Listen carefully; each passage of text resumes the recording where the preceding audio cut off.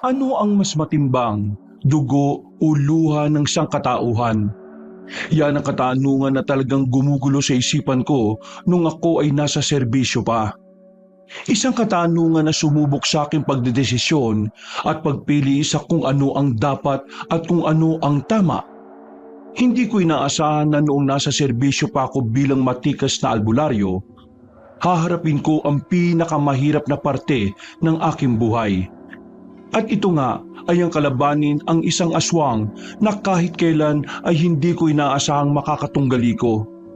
Ako po si Enteng. Sabay-sabay po nating subaybayan ang aking paglalakbay nung ako ay isa pang albularyo. Kabanong, mga kabangers at mga kayanggaw, ito ang aking kwento. Pero bago tayo magsimula, kung maaari sana'y pindutin niyo muna ang subscribe button kung bago pa lang kayo sa channel nating ito. Mag-subscribe na rin po kayo sa iba pa nating mga channel na ang Pamela Clamil at Kabanong version 2.0. Kung wala po sa nabanggit ko ang pangalan ng channel at hindi po ang picture ko ang nakalagay sa profile pic, hindi po natin channel yon. Huwag po nating suportahan. Huwag po tayong mag-subscribe o i-unsubscribe po natin kung nakasubscribe na po tayo. Nagnanakaw po yun ng ating mga videos. Naglalambing po ko sa inyo na ang suportahan lang natin ay ang mga channel na nabanggit. Mag-iwan na rin kayo ng comment at pindutin na rin ang like button. Napakalaking tulong po sa ating channel ang gagawin niyo pong ito. Isang malaking suporta po yun sa ating channel na labis ko pong ipagpapasalamat. At ngayon, sa ating pagpapatuloy. Ay, ano naman yung ginagawa mo? May tatakutin ka na naman ba ng kalugar natin? Bakit naghahasa ka ng ganyan mo, ha? Hoy, hinaan mo nga yung boses mo. Naririnig ka sa kabilang bakuran, oh? Eh dapat nga lang marinig nila. Para kung sakaling may bumulagta na naman sa palengke, alam nilang ikaw kagad ang gagawa nun. Alam nilang ikaw agad ang ipapabarangay nila. Pambira ka naman, babae ka, oh. Ano tingin mo sa akin, masamang tao? Kasi ginagawa mo. Halos parang linggo-linggo meron kang pinapayak na tao dito sa atin. Sobrang angas at siga mo rito. Wala nang gustong kumausap sa akin dahil natatakot sila sa asawa ko. Kakainis kaya? Yung mga pinapayak mo, yung mga taong maangas din at nangahamak ng ibang tao. Pambihira ka, oh. Parang hindi mo naman ako kilala, Kahit na may pagkamaangas naman ako, kahit kailan naman, hindi naman ako nananakit ng mga taong walang ginagawang masama. Yan kasi ang napapala mo sa mga amiga mong marites, Sama ka ng sama sa kanila. Kaya tuloy nakakarinig ka ng mga maling kwento tungkol sa akin. Nakakasama ka ng loob, Asawa kita pero pinag-iisipan mo ko ng ganyan. Masisisi mo ba ako? Oo, masisisi talaga kita. Hindi na lang manahimik, ano ba kasing meron na tinahasa mo na naman yung katana mo? Bumili ka ng kamatis. Ha? Bakit ako bibili ng kamatis? At sibuyas. Nagsasasabi mo, nag-uusap tayo, hindi nagluluto. Kaya ako inahasa itong katana ko, para ipanghiwa sa kamatis at sibuyas. Ay nako, kahit kailan ka talaga, Enteng, oh. Napakasira ulo mong kausap. Diyan ka na nga, aalis na nga ako. May namata na aswang sa kabilang nayon. Sa sinabi kong yun, napatigil ang asawa kong si Sonia. Ang inis at pagkairita niya ay agad-agad na naglaho sa reaksyon ng kanyang mukha. Napalitan ito ng kaba at may kaunting lungkot na bumakas doon. Lumapit siya sa akin at tumingin ng matalim. Para kami mga dalaga at binata na malapit ng mag-away. May namata ang aswang sa kabilang nayon, sabi ni Paring Nobeng. Kailangan kong puntahan para malaman kung aswang ba talaga ang nakita nila o hindi. Ang sabi kasi nila parang kakaibang hayop lang Pero malakas kasi ang kutob ni Paring Nobeng. Kilala mo naman yon. Palaging tumatama ang kutob. Dahil nga sa kutob, kaya niya nahuli yung asawa niyang nagloloko. Ay tapos ano? Ayun na. Tapos makikipaglaban ka na naman sa mga nilalang na yon. Hindi ka ba talaga nadadala, Enteng? Dahil sa mga aswang na yan, kaya tayo nawala ng anak noon. Ano ka ba naman? Napapuntong hininga na lang ako, Kabanong. Inaasahan ko na talaga na kapag pinag-usapan ng aswang, ang susunod na sasabihin niya ay tungkol sa anak namin. 2 dekada na kasing wala na sa piling namin ang aming anak. 2 taon pa lang siya noong inatake ng mga aswang ang tinitirahan namin sa bukid. Wala kaming ibang kapitbahay noon. Malayong agwat kaya wala kaming nahinga ng tulong. Idagdag pa na dahilan na nagsisimula pa lang din akong maging albularyo sa panahon na yon. Noon kasi, lahat ng mga bata na 5 taong pababa, kinukuha ng mga aswang para kainin. Yun ang dahilan kung bakit napasama ang anak namin. Hindi yun maintindihan ni Sonia. Ang sinisisi niya palagi ay pagsali ko sa samahan ng mga albularyo. Hindi pa naman siguro. Kaya nga aalamin ko eh. Wala namang ibang aalam doon kundi ako lang. Kasi ako lang naman paano kung aswang nga yun? Kung sakaling aswang man yun, di ang kailangan gawin patayin. Kala ko ba matagal na tayong nag-usap? 5 taon ka nang tumigil sa ganyan. Tumigil ako kasi wala nang aswang. Pero wala akong sinabi na titigil ako kapag meron na ulit. Hindi ka pa ba natatauhan? Kapahamakan ang dinadala ng ganyang gawain, Enteng. Yan ang dahilan kung bakit nawalan tayo ng anak Tingin mo ba, ginagawa ko ito kasi gusto ko lang? Ginagawa ko ito para sa anak natin, Sonia. Kasi kahit 2 dekada lang nakalilipas, hindi pa rin ako nawawalan ng pag-asa na baka balang araw mahanap natin siya. Kaya ako ito ginagawa para mabigyang hustisyang nangyari sa anak natin. Pati na rin sa iba pang mga bata na kinuha nila. Kaya wag mo na akong pigilan. Kasi kapag pinatigil mo ako sa ganitong gawain, baka mapagbuntunan ko lang ang lahat ng mga tao rito sa baryo natin. Gusto mo bang mabugbog ko sila ng walang kadahi-dahilan? Ay nako, ewan ko sa iyo. Napakahirap kong pakiusapan, Enteng. Ang gulo-gulo mong kausap. Hanggat hindi nauubos sa mga aswang sa probinsyang ito, mananatiling buhay ang tungkulin ko. Hindi bilang isang albularyo, Sonia, kundi bilang isang ama na rin. Napapailing na lang sa akin ang asawa ko, Kabanong. Agad naman siyang naglakad palabas ng bakuran namin. Ako naman ay napatingin na lang sa katana na ilang minuto ko nang hinahasa. Nakikita ko na nga ang sarili ko sa katawan ng talim sa sobrang kintab. Matagal-tagal na rin mula nang may huli akong kinatay na aswang. Pero kahit na ganun, malakas ang pakiramdam ko na hindi pa rin kumukupas ang kakayahan kong makapaslang. Makalipas ang ilang oras, sumapit na rin ang kinagabihan. Wala na akong magawa. Lahat ng mga paghahanda ay natapos ko na. Kailangan ko na lang ang signal ng kumpare kong si Nomeng. Lumabas na muna ako ng bahay para makapagpahangin at makapaglakad-lakad. Lahat ng nadaraanan ko ay nagtatabihan. Sa dami ng tattoo ko sa katawan, hindi nila maiwasang hindi matakot.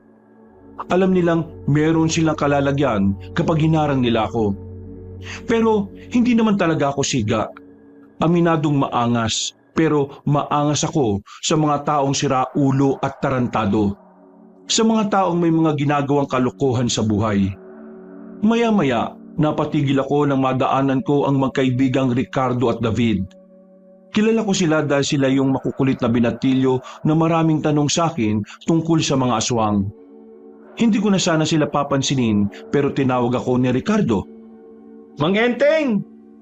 Kung magtatanong ka ulit tungkol sa mga aswang, yun at yun pa rin ang isasagot ko. Kaya huwag ka na magtanong. Hindi naman po ako magtatanong Meron lang naman po akong sasabihin. Wala ako sa mood makipag-usap kayon. Tungkol po ito sa aswang na nakita nila Mang Nomeng. Bakit alam niyo ang bagay na yan? Pasensya na po. Narinig po kasi namin yung usapan niyo Ang lalakas po kasi ng boses niyo sa harapan ng bahay namin. Napakamot ako sa ulo. Naalala kong para pala kaming nagsisigawan ni Nomeng kapag nag-uusap. Kaya hindi na rin nakapagtataka na mayroong ibang makakarinig. Ano naman gayon? Sabado po. Piloso po ka ba? Gusto mo itupin kita sa 8? Biro lang po. Kung anong narinig mo, yun na yun. Hindi mo na kailangang ulitin sa akin, naintindihan mo? Nakita na rin namin yun nung nakaraang taon. Isang lalaking mahabang dila, matulis ang tenga at ilong, mahabang daliri at mahaba rin ang mga kuko. Tapos may nakausling buto sa balikat. Sa kanan. Meron pong hindi nakita si Mang Nomeng sa aswang na yun. Pero nakita namin ni David. Yung aswang po na yun, may butas po sa bandang liig. Sa may ilalim ng baba niya, parang may lumalabas-labas puro na likido eh. Pero hindi po namin sigurado kung ano. Kung gumagawa lang kayo ng kwento para matuwa ko, tigil nyo na. Hindi ako natutuwa. Totoo po sinasabi namin, Mang Enteng. Paano nyo makikita ang aswang na yun, aber? Tagaro ng angkan ni David. Napagtanungan namin sila. Nung nakaraang buwan pang-araw nila nararamdaman na may kakaibang nilalang lalo na sa mga gubat. Bago namin ipagtanong yon, nakita na po namin yun sa gubat nang maghanap kami ng panggatong. Natutulog siya nun na parang paniki. Nakasabit sa sanga ng puno. Tapos nakita namin may binubugas siyang likido mula ron doon sa butas ng leeg niya. Bandang hapon po yun eh. Mga alas 5 yata. Basta malapit ng dumilim. Gusto sana namin siyang patayin eh. Kaso naalala namin hindi pala kami katulad mo. Kaya ayun, tumakbo na lang kami. Sinasabi po namin ito sa inyo kasi tingin namin may mga hindi po kayo nalalaman sa aswang na yun. Na kung mabibigyan kayo ng babala, pwede niyong maiwasan at makapag-ingat po kayo. Parang kakaiba po kasi yung aswang na yun eh. At base sa mga nababasa naming libro, kapag kakaibang aswang, mas delikado. Hindi ko alam kung paniniwalaan ko ang sinasabi ng 2 binatilyo na yon, Kabanong. Una pa lang naman kasi, kilala ko na sila na sobrang interesado sa mga aswang. Palagi silang nagpapapansin sa akin. Kaya hindi ko rin naman agad magawang makumbinsi ang sarili ko. Dahil baka mamaya gumagawa lang din sila ng kwento para mapansin ko. Oy, sige. Sige, naniniwala ka na sa amin? Sige, aalis na ako. Napapakamot na lang silang dalawa nang maglakad na ako papalayo. Susubukan pa sana nila akong sundan pero tiningnan ko sila ng masama. Sumapit ang kinagabihan. Magkaharap na kami ni Sonia sa pagkainan. Tahimik, walang nakikibuan. Hindi ako sanay na nananahimik ang matalak kong asawa kaya binasag ko na ang katahimikan. Magpupunta ka ba sa pasayaw ni Menchi sa Huwebes? Pasayaw? Kita mong masakit ng balakang ko? Pwede ka naman pumunta kahit hindi ka sasayaw. Kumain ka na lang doon. Hindi na. Itutuon ko na lang ang atensyon ko sa tindahan natin ng karne sa palengke. Makakapera pa ako.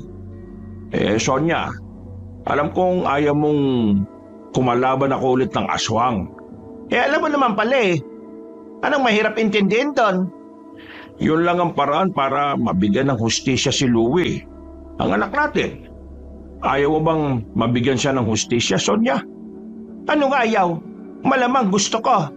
Pero kung ikamamatay mo rin, hindi ko na yun kakayanin. Alam kong nag-aalala ka lang para sa kaligtasan ko. Pero, Sonia, wala kang dapat na ipag-alala. Magiging ayos lang naman ako. Ang tagal ko nang gawain ito at wala namang nangyayari masama sa akin. Kailangan mo lang akong pagkatiwalaan. Ay nako, bahala ka. Doon na natigil ang usapan namin, Kabanong. Hindi na siya kumibo at nagmamadali na lang kumain. Kinabukasan, agad kong pinuntahan si Paring Nomeng. Pinag-usapan namin ang tungkol sa namataang aswang. Pagdating namin ng hapon, inihanda niya ang mga kasamahan niya. Ako naman ay dala-dala ko na rin ang mga gamit na pinagtutugis ko sa mga aswang. Mga bandang alas 4 ay lumarga na kami sa kabilang nayon. Nilibot namin ang gubat doon pero wala naman kaming nakitang aswang. Hanggang sa tumagal ng 1 linggo. Wala pa rin. Dumating sa punto na sinukuan ko na. Pero si Paring Nomeng, itinuloy nila ang paghahanap sa mga aswang. Hanggang isang gabi. Mang Enteng! Mang Enteng! Mang Enteng, may balita kami sa'yo! Nabulabog ang pagmumuni-muni ko nang marinig ko ang boses ng 2 binatilyo. Hingal na hingal sila. Ilang segundo pa silang hindi agad nakapagsalita bago sinabi kung anong nangyayari. Ano na naman bang kailangan nyo? Mga istorbo kayo eh. Mang Enteng, si Mang Nomeng.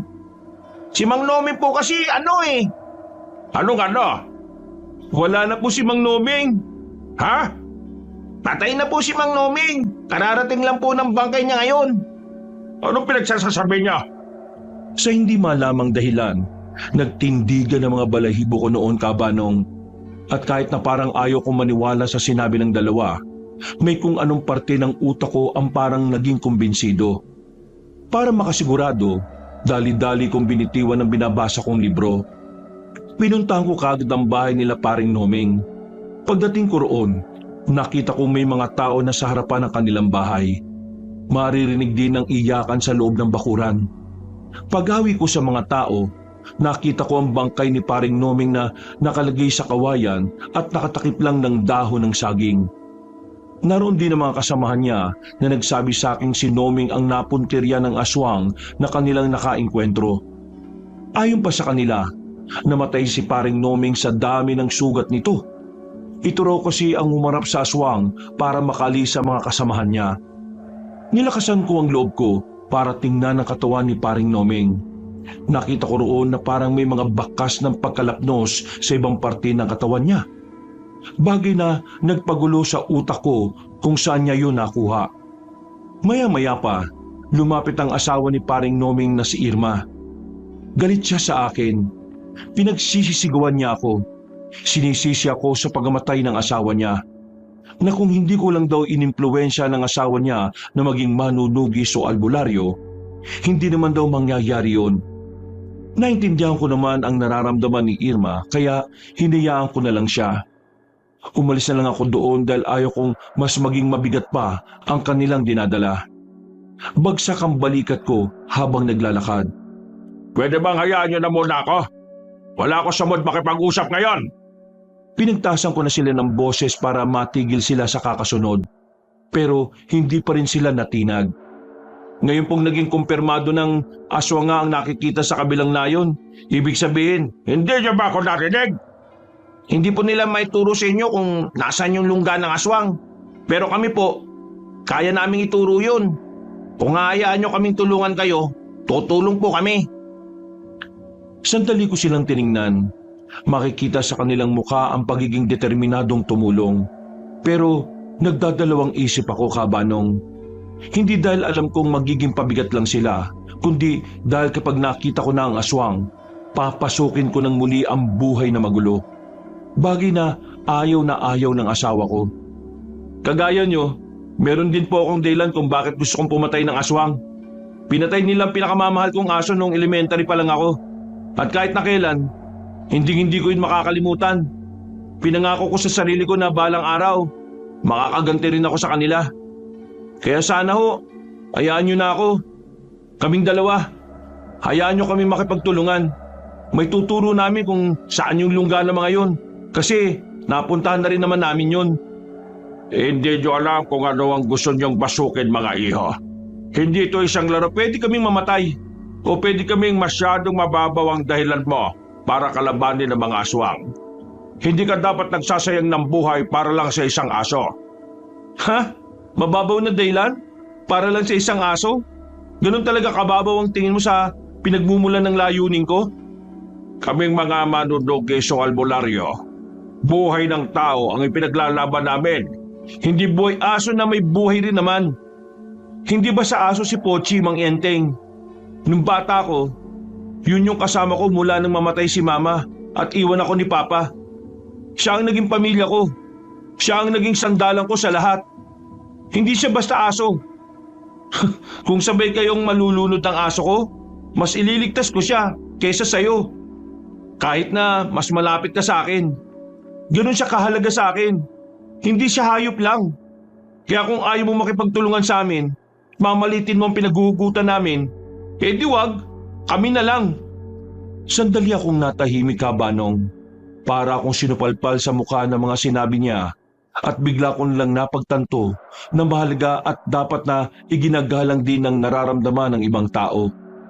Lalo na kapag tungkol ito sa mga ipinaglalaban nila. Bumuntong hininga ako. Sa unang pagkakataon, inamin kong naging maras ako sa pagsasawalang bahala sa buhay ng isang hayop. Pasensya na. Hindi ko intensyon na malitin ang buhay ng aso mo. Pero ang nais kong ipunto, bata ka pa. Masyado pa kayong bata para ilagay sa buhay ninyong panganib. Isa sa mga natutunan namin sa mga nangyayari ngayon, kapag meron kang ipinaglalaban, huwag mo nang hintayin na lumipas ang panahon. Ipaglaban mo na ngayon. Kasi hindi habang buhay may oras ka para sa gusto mo mangyari. Habang lumalakad ang panahon, dumarami rin ang mga bagay na ipapasan mo sa hinaharap. Kaya kung anong gusto mong ilaban ngayon, ilaban mo na. Dahil hindi mo alam, sa susunod na mga bukas, may mas mabigat ka pang dapat ipaglaban na dapat unahin. Kesa sa kung ano man ang ibinaglalaban mo sa kasalukuyan. Medyo umanga ako sa pananalita at pananaw ng dalawang binatilyo. Ngayon lang ako nakakita sa baryo namin ng mga binatilyong may matinong pagtingin sa buhay. Karamihan kasi sa mga nakikita ko ay mga palamunin at pasaway sa pamilya. Kaya naman sa bandang huli ay napapayag din nila ako. O sige, papayag akong makipagtulungan sa inyo. Pero itong kondisyon ko, hindi ko kasalanan kapag namatay kayo sa laban na ito. Tumango ang dalawang binatilyo. Bumakas din ang tuwa sa kanilang muka at dahil doon, napagtanto ko na parang matagal na rin nilang gustong labanan ng mga aswang. Pero dahil wala silang kasama, hindi nila yun magawa-gawa noon pa. Ikaw, David, anong dahilan mo at bakit ka makikipaglaban sa mga aswang? Kasi yung aso ni Ricardo na si Pochi, ako nagbigay sa kanya noon nung bata pa kami. Kaya yun din po ang dahilan ko. Ha? Sige. Bigla na lamang umiyak si David. Tinakpan na lang ni Ricardo ang bibig nito para hindi na makagawa pa ng ingay. Nagkaroon kami ng kaunting pag-uusap. Kahit na papaano, may nalaman ako sa dalawang binatilyo. Yun ang unang pagkakataon na nakapagkwentuhan ako sa hindi ko kaedad. Madalas kasi na puro matatanda rin ang nakakausap ko. Pagkatapos, agad na rin ako umuwi sa amin. Pero nasa labas pa lang ako ng bahay namin, nakita ko nang nakaabang si Sonia. Sa tingin pa lang niya, alam ko nang marami na naman itong sasabihin tungkol sa ginagawa ko. Kaya inihanda ko na agad ang sarili ko. Ano ngayon ang gagawin mo? Patutulog na. Gabi na eh. Pilosopo ka talaga kahit na kailan. Ang sinasabi ko, anong gagawin mo ngayong wala na si Nomeng? Pinatay siya ng aswang na sinasabi nyo, hindi ba? Oh, tingnan mo anong nangyari. Wala ng padre di pamilya ang pamilya nila Irma. At kasalanan ko? Sino bang nag-imbita dyan kay Nomeng na lumaban din sa mga aswang, hindi ba ikaw? May sariling isip si Nomeng. Hindi na siya bata para diktahan kung anong tama o mali. Nung sinabihan ko siya tungkol sa mga ginagawa ko, kusa siyang naging interesado. Hindi ko siya pinilit. Siya ang pumili ng magiging kapalaran niya. At ngayong namatay siya, desisyon niya rin yon. Pinili niyang mamatay para makaligtas sa mga kasama niya. Kaya wag mo akong sisihin dyan, Sonia. Hindi na ako natutuwa sa sinasabi mo. At tingin mo natutuwa rin ako sa mga ginagawa mo, Enteng? Hindi lang buhay mo ang nalalagay sa alanganin. Nalalagay din sa peligro ang buhay ng ibang tao nang dahil sa adikain mo. Anong gusto mong gawin ko? Hayaan bumalik dito mga aswang at manguhan ng mga kabataan? Yun ba? Hindi ko hahayaang mangyari yon. Kaya kahit na anong pilit mong pigilan ako, mapapagod ka lang, Sonia. Kasi hanggang sa dulo ng buhay ko, hindi ako titigil hanggat may aswang pa sa probinsyang ito. At yan ang pinili mo kaysa sa akin? Sa mga sandaling yun, Kabanong, hindi agad ako nakapagsalita. Napatingin na lang ako sa ibang direksyon. Pero nakikita ko pa rin na nakapukol lang sa akin ang tingin niya. O siya, sige. Kung mas pinipili mo yan, bahala ka na sa buhay mo. Anong gagawin mo? Matulog, gabi na eh. Padapog niyang isinaradong pinto. Kinandado pa sa loob kaya hindi na ako nakapasok. Mabuti na lang ay may papagpa sa gilid ng bahay namin. Nagising na lang ako nang may malaglag na daon sa mukha ko, Kabanong. Pagtingin ko, 7:00 na pala ng umaga. Mabilis akong bumangon. Pagdating ko sa harapan ng bahay, wala na roon ang asawa kong si Sonia. Nang tanungin ko si Nelma sa kabilang bakuran, ang sabi nagpunta na raw sa palengke para magtinda. Bumuntong hininga na lang ako. Talagang galit siya sa akin kaya hindi na siya nagpaalam. Lumabas na lang ako para bumili ng almusal. Pero habang tinatahak ko ang daan, nakita ko ang 3 lalaki na pinalilibutan ng isang babae na sa pagkakatansya ko ay nasa edad 20 hanggang 25. Nakita kong parang nambabasto sa mga yon. Nanghihipo pa. Ay, mga pare, parang ang sakit sa mga mata ng ginagawa nyo ah. Gusto nyo bang sumakit ang katawan ninyo? Aba, sira ulo to ah. Bakit? Akala mo natatakot kami sa'yo ha, tanda? Ako, ibang matanda to. Marami nang pinasakit ng panga ito. Yung ibang panga-panga dyan tumabingi. Tinawanan lang ako ng 3 lalaki na parang hindi rin naman taga sa amin. Unang lumapit sa akin ng isang lalaki na malaki ang katawan. Pagsuntok niya sa akin ay agad ko rin naman yung nailagan. Sinuntok ko yon sa tagiliran. Nagulat ang babae pati na rin ang 2 lalaki sa gilid. Hindi nila inakala na mamimilipit sa sakit ang lalaking kaharap ko. Hindi pa ako nakontento. Sinuntok ulit sa muka ang lalaki na agad din naman itong kinabagsak. Lumusob pa nga ang 2 lalaki pero kagaya ng nauna, bumulagta lang din ito. Hindi man lang ako pinagpawisan kahit na alam ko namang may edad na rin ako. Ayos ka lang, Babis? Paano mo nagawa yon? Ang galing mo naman makipagsuntukan kahit matanda ka na. Ay, wala naman yon. Ayaw ko lang talaga na may tarantado dito sa lugar ko. Ay teka, taga saan ka ba? Hindi ka pamilyar sa akin ah. Hindi po kasi ako taga rito. Meron lang po akong hinahanap na tao. Sino bang hinahanap mo? Baka kilala ko yan. Enting po. Enting Kabisote kung tawagin sa ibang baryo. Ang sabi nila taga rito daw. Bakit mo naman siya hinahanap? Anong pakay mo? Mangingi lang sana ako ng tulong. Ako ang taong hinahanap mo. Talaga po? Ako si Enteng. Pero anong tulong ba ang kailangan mo, iha?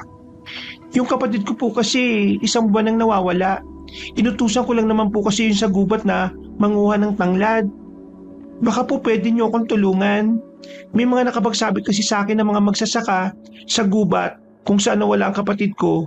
Doon daw huling namataan yung mga aswang nung nakaraang buwan.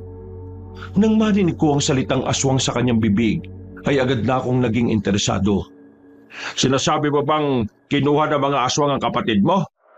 Yun lang ang nakikita kong dahilan, Mang Enteng.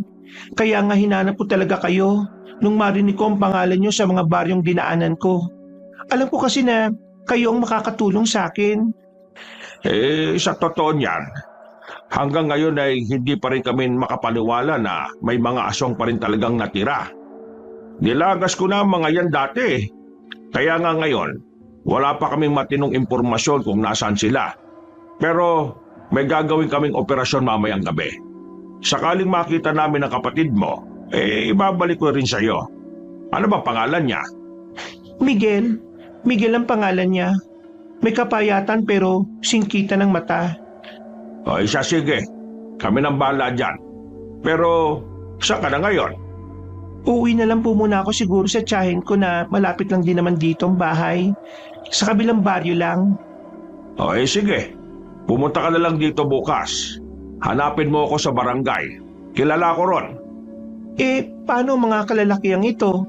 Hayaan mo silang magising. Kung hindi na magising, di mas maganda. Nagpatuloy na ako sa paglalakad. Nang muli kong lingunin ng babaeng yon, ay saka ko lang naalala na dapat pala tinanong ko na ang pangalan niya. Napapailing na lang ako. Napatigil ako ulit sa paglalakad nang makasalubong ko naman ang 2 binatilyo. Mang Enteng, sino yung kausap mong babae? Parang maganda yun ah. Hanip, hindi ka lang maangas. Matinig ka rin sa mga chika babes. Ay, mga siraulo bang mga ulo nyo? Hindi yung chicks. Tumigil nga kayo.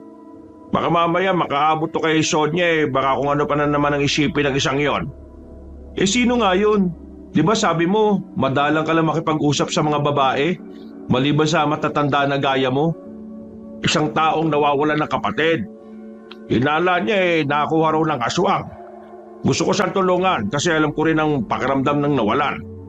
Nagkatinginan silang 2. Parehong may naguguluhang reaksyon. Hindi pa kasi nila alam ang tungkol sa anak kong matagal nang nawawala. Kaya iniba ko na lang ang usapan. Ay, siya nga pala. Mamayang gabi, aalis na tayo. Pupuntahan natin yung sinasabi niyong lugar kung saan niyo nakita yung aswang. Bakit po sa gabi? Kung ngayon na kaya, baka mamaya maabutan natin siyang natutulog. Pagkakataon na rin natin yun. Nakatsamba lang kayo noon, kaya ninyo inabutang tulog. Ang mga aswang, sobrang bihira lang matulog ang mga yon. Kaya sa gabi tayo pupunta, dahil doon sila gumagala at aktibo. Tumango na lang silang dalawa. Ako naman ay dumiretso na lang sa bilihan ng almusal. Pagbalik ko sa bahay, inihanda ko na ulit ang mga gamit ko. Mga bandang gabi, magkakasama na kaming tatlo. Sandali akong dumaan sa bahay nila paring Nomeng. Naiburol na siya kaagad, pero hindi ko kaya makalapit o makasilip man lang sa kabaong niya. Masama ang tingin sa akin ng kanyang pamilya. Hindi pa rin nila nakakalimutan na ako ang dahilan kung bakit naging interesado si paring Nomeng sa mga aswang. Bakit ba ikaw ang sinisisi nila, Mang Enteng? Kung tutuusin, hindi mo naman kasalanan kung pinagpatuloy ni Mang Nomeng yung paghahanap sa mga aswang. At saka, matanda na si Mang Nomeng. Kahit naman sabihin mo na tumigil siya, kung talagang yun ang gusto niyang gawin, yun ang susundin niya. Hindi na para pagsabihan siya, di ba? Iniintindi ko na lang dahil nagluluksa sila. Hindi ko sila pwedeng pilitin na maintindihan ako. Huwag ka mag-alala, Mang Enteng. Isa kami sa nakakaintindi sa'yo. Ngumiti na lang ako ng papilit sa kanila. Itinoon na lang namin ang atensyon sa paglalakad. Makalipas nga lang ng halos kalahating oras, nakarating na rin kami sa kabilang nayon matapos dumaan sa ibang lugar na mauga-uga na. Narito na po tayo. Kailangan na lang natin maglakad ng halos 10 minuto para makarating sa gubat. At hahanapin na lang po natin yung puno ng akasya. Yung po ang palatandaan namin kung saan liliko eh. Tandaan nyo lang ang mga sinabi ko sa inyo, ha, mga iho. Yang itak na dala ninyo, gamitin niya sa oras na atakihin tayo ng mga aswang. Kung sakali namang nalagay tayo sa alanganin, unan niyong iligtas ang sarili ninyo. Nagkakaintindihan ba tayo? Pero paano ka naman? Magiging Enteng Kabisote ba ang tawag sa akin kung hindi ko kaya makaligtas? Kung sa bagay, ikaw kaya ang pinakamaangas na albularyong nakilala namin. Sos, bola ka pa. Bulahin mo mukha mo. Sa aming pagpapatuloy ay sandali muna kaming dumaan sa bahay na kamag-anak ni David noon. Nakausap namin ang ilan sa miyembro ng kanilang angkan. At nasabi nga ng mga ito na totoong meron silang nararamdamang aswang sa kanilang baryo. Pero mas madalas daw nilang nararamdaman at nakikita yon sa kagubatan na malapit lang din sa kanila. Habang papalapit ako ng papalapit, nakakaramdam na ako ng kaba. Hindi ako kinakabahan para sa sarili ko. Kinakabahan ako para sa mga kasama ko. Parang nagsisisi na ako na isinama ko sila sa laban kong yon. Na kung tutuusin, kaya ko naman nang mag-isa yon. Pinangunahan ni David ang paglalakad dahil ito ang mas nakakaalam ng direksyon. 10 minuto lang ang nagdaan, nakita na namin ang sinasabi nilang puno ng akasya.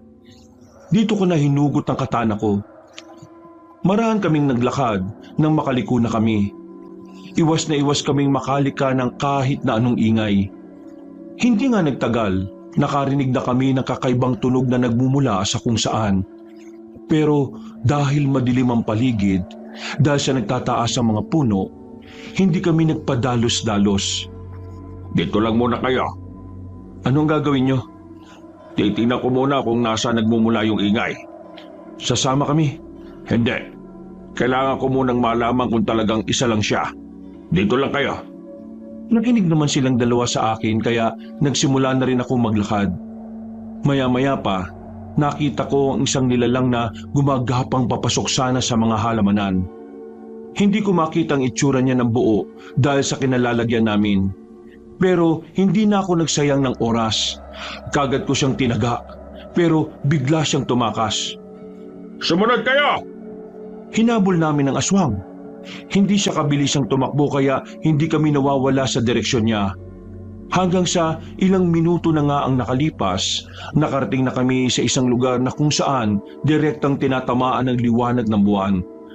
Tumigil ang aswang dahil wala na siyang tatakbuhan. Malalim na bangin ang nasa harapan niya at sa mga sandaling yon, napatunayan kong totoo ang pagkakalarawan ng dalawang binatilyo tungkol sa aswang na yon. At ang sinasabi nilang butas sa leeg, napansin ko rin na may lumalabas na likido doon na parang kulay itim. Wala ka na tatakbuhang salot ka! Patay ka ngayon! Naniniwala na ba kayo sa amin ngayon? Sabi ko sa iyo eh. Nakakatakot pala talaga siya kapag malapit. Ayoko nang duduwag-duwag ha! Pinilit yung sumama, di ba? Panindigan nyo! Maya-maya pa, biglang nagwisik ang aswang ng likido mula sa leeg niya. Nakailag ako, pero nawisikan ng kaunting patak si David sa kamay. Napasigaw siya nang maramdaman niyang mainit yun. Mang Enteng, parang asido yung likido na yan. Aray, ang init. Nalapnos na yata tong kamay ko. Malit lang yan. Kaya huwag kang mag-inarte na parang mamamatay ka na. Ayos ka lang? Walang iyang tanong yan, no? Di ko na napagtanto na kaya pala parang may mga lapdos sa katawan si paring Nomeng ay dahil sa likidong nanggagaling sa aswang. Medyo nawindang ako dahil sa buong buhay ko noon bilang isang albularyo at manunugis, hindi pa ako nakatagpo ng ganon. Yun talaga ang unang beses. Kakaiba ka pala ha? Sige! Pinakiramdaman ko muna ang aswang. Hindi rin kasi ako pwedeng umatake dahil kapag nagkataon, pwede niya akong maihulog sa bangin. Marahan ako naglakad habang nakaamba ang katana ko. Maya-maya pa, bigla na naman siyang umatake. Pero hindi ako ang punteriya niya. Parang nakatunog siya na ang dalawa kong kasama ay walang alam sa pakikipaglaban. Tumalo na mataas ang aswang para puntahan sila Ricardo at David. Mabuti na lang, kinaya nilang salagi ng atake ng nilalang. Nakalapit agad ako sa kanila para humarang. Tinamaan ko ang aswang sa bandang balikat. Napatigil siya at umangil ng malakas. Galit na galit. Magaling ang ginawa nyo. Pero kapag nakita nyong may opening, birahin nyo kagad. Nagmamadali ako makalapit ulit sa aswang kabanong, pero gumapang siya ng mabilis papunta sa kaliwa. Iniwasan niya ako ulit. Puntirin niya talaga yung dalawa. Kaya sa mga sandaling yon ay hinayaan ko na, para naman makakilo si Ricardo at David. Nang mapansin nilang parang nanunood lang ako, doon na sila na alarma. Mang Enteng, ano, nood lang? Alam namin na wala kang kasalanan kapag namatay kami. Pero baka naman pwedeng tumulong kahit konti. Kayo yata ang gusto niyang makalaban eh. Inatake sila ng inatake ng aswang. Wala silang nagawa kundi palagan na lamang yon. Nang makita kong nahihirapan na sila, ay saka na ako nakialam. Pero laking gulat ko nang biglang bumuga na naman ng likido ang aswang. Buti na lang talaga ay nagawa kong mailagan yon. Nakita ko pa kung papaanong malusaw ang dahon ng halaman na tinamaan. Magaling ang ginawa nyo, pero ang hirap nyong panoorin. Tatapusin ko na ito. Hindi ko na hinayaang makailit pa sa akin ang aswang na yon. Nakita kong papunta siya sa kanan kaya pumunta ako sa kaliwa. Alam ko kasing lilituhin niya lang ako. Ang totoo, sa kaliwa rin ang punta niya. Kaya nang nakaharap ko siya, hindi na ako nagsayang ng oras. Itinara ko na ang katana ko sa tiyan niya. Hinugot ko kagad dahil baka mabugahan ako ng likido sa muka. Sinubukan pang makatayo ng aswang na yon, pero hindi rin nagtagal ay tuluyan na rin siyang bumagsak. Pambira! Ganun mo lang pala kabilis pinapatay ang mga aswang? Pinatagal mo pa? Para naman magkaroon din kayo ng silbi. Patay na ba talaga yan? Baka naman buhay pa yan ha? Patay na yan. Wala akong iniiwang aswang na buhay. Anong gagawin natin ngayon? Hahanapin ko ang iba pa nitong mga kasamahan. Etong aswang na ito baka hindi kasama sa mga aswang na dumukot ng kapatid ng babae. Nararamdaman ko na hindi lang ito nag-iisa. Ang malaking katanungan para sa akin ngayon, paano nila nagawang makabalik ng marami sa bilang nila ang pinatay ko na noon? Hindi kaya yung mga pinatay mo noon maliit na bilang pa lang sa kabuang bilang nila? Napabuntong hininga ako sa sinabi ni David. Ganon na ganon din kasi ang tumatakbo sa isipan ko noon, kabanong. Napapaano kung yung inaakala kong tagumpay 5 taon na ang nakalilipas, simula lang pala ng mas malaking gulo. Na paano kung wala pa sa kalahati ang mga aswang na inubos ko? Papaano ang gagawin ko sa oras na bigla na lang nila akong atakihin? Nang makauwi na kami, hanggang sa pagiga, ay gumugulo pa rin sa isipan ko ang tungkol sa mga aswang. Maya-maya lang ay nakaidlip na rin ako. Nagkaroon ako ng malinaw na panaginip. Parang totoong-totoo. Pero kahit na parang realidad ang kinagagalawan ko, alam ko na panaginip lang talaga yon. Nasa ibang kuweba raw ako. At sa kuwebang yon, merong espadang nakadikit sa pader. Isang espadang nagliliwanag. Parang nagbabaga ang hawakan nito. Hindi ko alam kung ano ang ibig sabihin nun, pero tingin ko, ang espadang yon ang makakatulong sa akin. Kinabukasan, agad kong kinausap ang isa sa mga kapwa ko albularyo. Sinabi ko sa kanya ang tungkol sa aking panaginip. Ang sabi niya, ang espadang nasa panaginip ko ay ang espadang nasa panaginip din ni Nomeng bago ito mamatay. Hindi lang yun naikwento sa akin ni Nomeng. Pero ang sabi daw ni Nomeng, ako raw ang may hawak ng espada sa panaginip niyang yon. Baka naman po, kailangan niyong hanapin yung espadang yun. Ngayon lang ba ito nangyari? Hindi. Naalala ko na. Nanaginip din ako ng ganito bago kami makipaglaban sa mga aswang noon.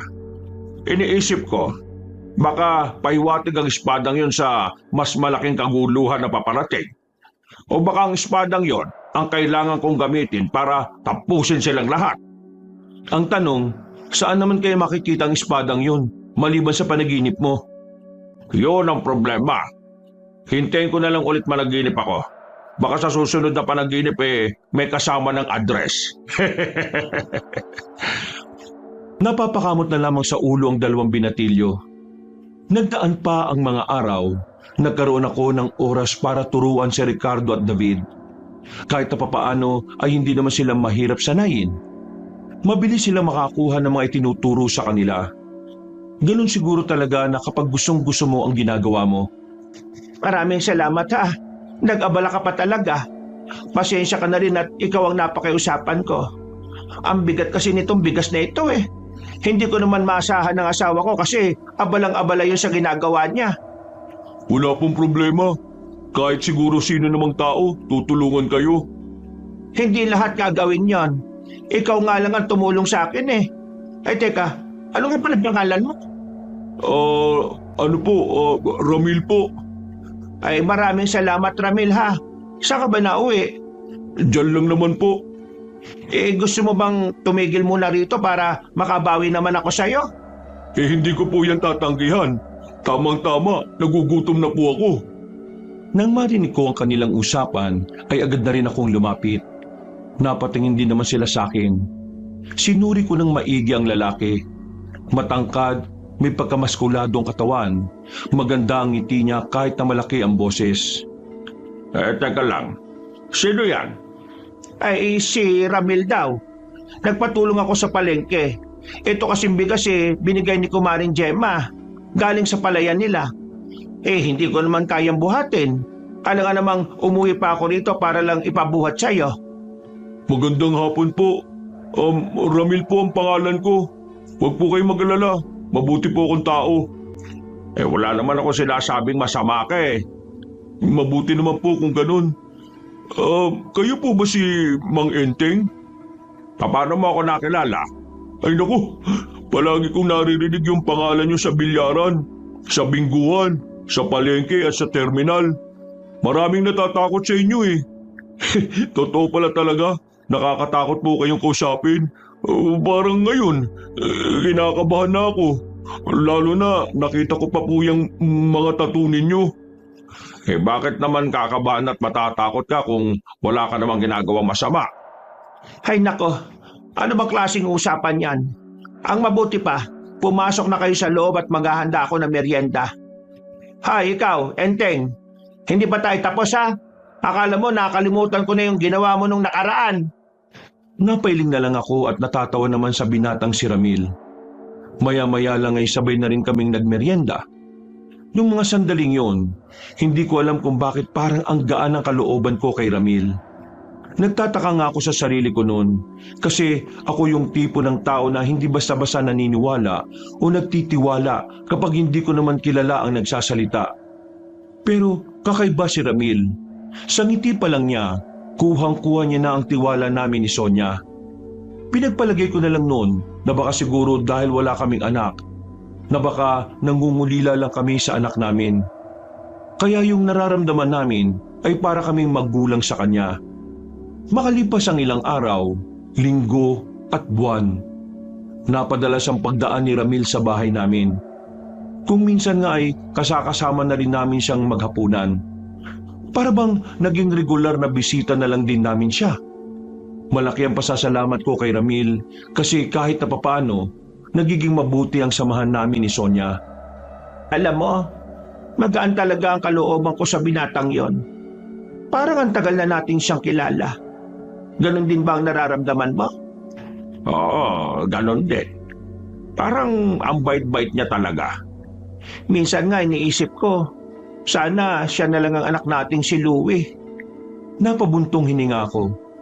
Nakita ko ang lungkot sa mukha ni Sonia. Akala ko sisisihin na naman niya ako. Pero iba nung gabing yon. Naging mahinahon siya. Kalmado ang tingin niya sa akin. Walang halong kahit na anong kasungitan. Sana nga. Kung wala nga lang magulang si Ramil, baka inampunan natin siya eh. Pero ang sabi niya, tatay niya ang kasama niya sa bahay nila. Parang maganda yata kung makikilala rin natin ang tatay niya, ano? Malay mo, mas mapadala siya rito sa atin kapag pinayagan siya ng ama niya. Masaya ka ba dyan? Kung ikakasaya mo yan di sige. Ang bait-bait mo sa akin itong mga nagdaang araw. Siguro may operasyon na naman kayo sa mga aswang, ano? Wala nga eh. Walang nagpaparamdam na aswang. Wala kaming makitang kahit na anong bakas. Bigla na naman silang nanahimik. Enteng, itigil mo na kasi yan. Mag-focus na lang tayo sa buhay natin. Tingnan mo, may bago tayong kakilala, si Ramil. Mabuting bata. Pwede natin siyang ituring na anak natin. Kahit tumigil ako sa pagiging albularyo at madudugis, nanupitan pa rin naman ako ng mga aswang eh. Hindi sila matitigil hanggat may mga nabubuhay na gaya ko. Lahat ng mga magiging hadlang sa mga kasamaan nila ay buburahin nila sa mundo. Kaya hindi ko may bibigay ang gusto mo, Sonia. Pasensya ka na. Ay, bahala ka na nga sa buhay mo. Basta ako, gusto ko ng tahimik na buhay. Iniisip ko naman yan. Sa palagay mo, maghiwalay na lang kaya muna tayo para hindi ka madamay. Maghiwalay? Bakit? Hindi ka na siguro na. Hoy, matanda ka na ha? Magtigil ka na. Sira ulo. Hindi naman hiwalay talaga ang ibig kong sabihin. Ang ibig kong sabihin, hiwalay muna ng bahay. Yun lang. Hindi ako sanay mag-isa. Wag na. Dito ka na lang. Kung sakaling mamamatay tayo sa aswang, ayos lang. Ang mahalaga, mamatay tayong hindi naghihiwalay. Napangiti na lang ako nang malapat sa sinabi niyang yun. Mula nung araw na yon, natanggap na ni Sonia ang tungkol sa gawain ko. Parang isang malaking himala yun para sa akin. Bigla-bigla na lang kasing nagbago ang kanyang mood. Epekto yun ni Ramil sa buhay namin. Kasi kahit hindi naman namin siya tunay na anak, nararamdaman namin na maging magulang kahit na sandaling oras lang. Pero isang gabi na naman ang sumapit, masamang balita na naman ang nakarating sa akin. Ano? Sigurado ba kayong galing kay Ka-Empoy yan? Si Ka-Empoy mismo nagsabi sa amin. Kanina, nung makita namin siya sa kabilang nayon. Mang Enteng, mukhang nakarating na sa kanila yung tungkol sa pagpatay mo ron sa aswang. Diyos ko, ang dami nilang pinatay na magsasaka. Hindi raw kasi yata alam ng mga aswang kung sino sa mga magsasaka yung albularyo eh. Kaya pinatay na lang nila lahat para sigurado. Anong gagawin nun natin? Gumagawa na sila ng hakbang. Sinimulan na nila ang kasamaan nila. Pupuntahan natin ang iba pa nating mga kasama. Kailangan natin silang maabisuhan sa lahat ng mga nangyayari. Palabas na sana kami ng bahay nang biglang dumating si Sonia at Ramil. May mga bitbit silang kamoting kahoy. Saan kayo pupunta? Mukhang nagmamadali kayo May kailangan lang kami asikasuhin. Aswang na naman. Aswang? May pupuntahan kayong aswang? Iyon ang trabaho ng Tatay Enteng mo. Pagpuksa sa mga aswang. Wow! Astig! May mga pinapatay na tao yung mga nilalang na yon. Kaya paano astig? Uy, ano ka ba?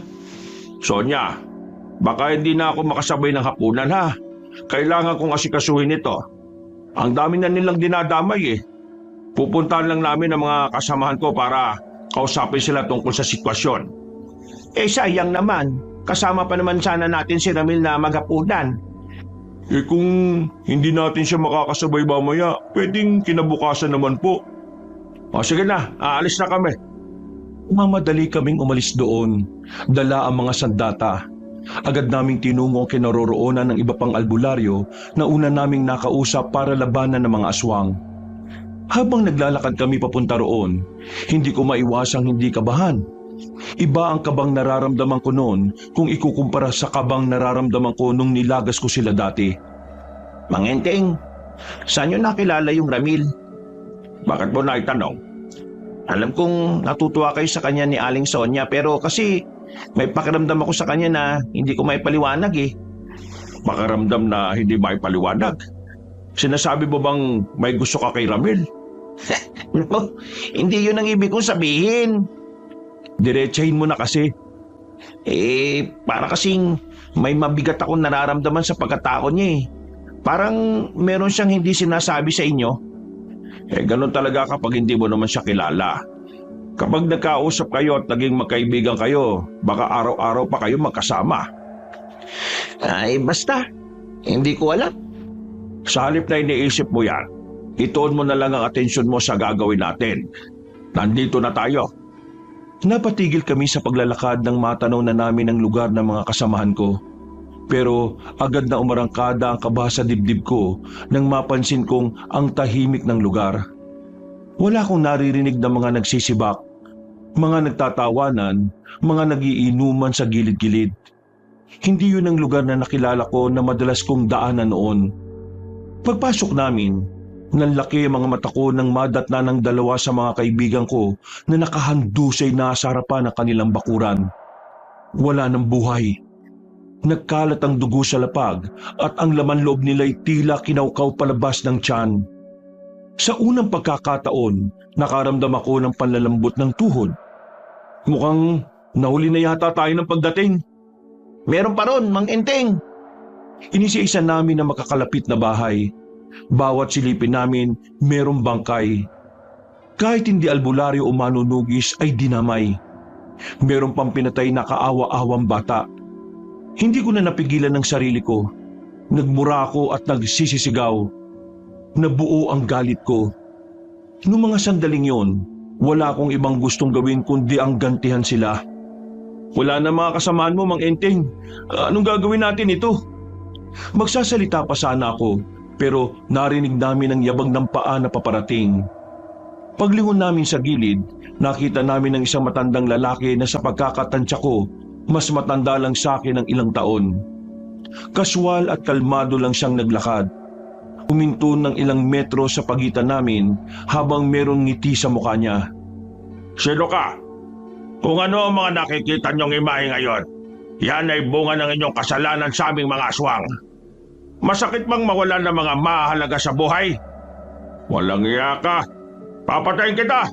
Ops. Kalma ka lang. Darating din tayo sa ganyang punto. Sa ngayon, gusto ko munang malaman mo na alam na namin kung ano ang kahinaan mo. Anong pinagsasasabi mong hayop ka? Enteng Kabisote, meron kang nilunok na may wagang bunga na kung saan ang buto na ito ang nagbibigay sa iyo ng kakaibang lakas, bilis at katatagaan ng katawan. Kaya ka nga di ba nakakapalag pa rin sa mga aswang kahit matanda ka na? Kasi dahil doon? Namilog ang mga mata ko. Ikinagulat ko ang sinabi niya. Hindi ko alam kung papaano niya nalaman ang tungkol doon. Mga malalapit na tao lang kasi ang may alam ng lihim kong yun. At karamihan sa mga yon ay patay na. Si Sonia naman, wala siyang ideya sa buto na nilunok ko nung nagliligawan pa lang kami.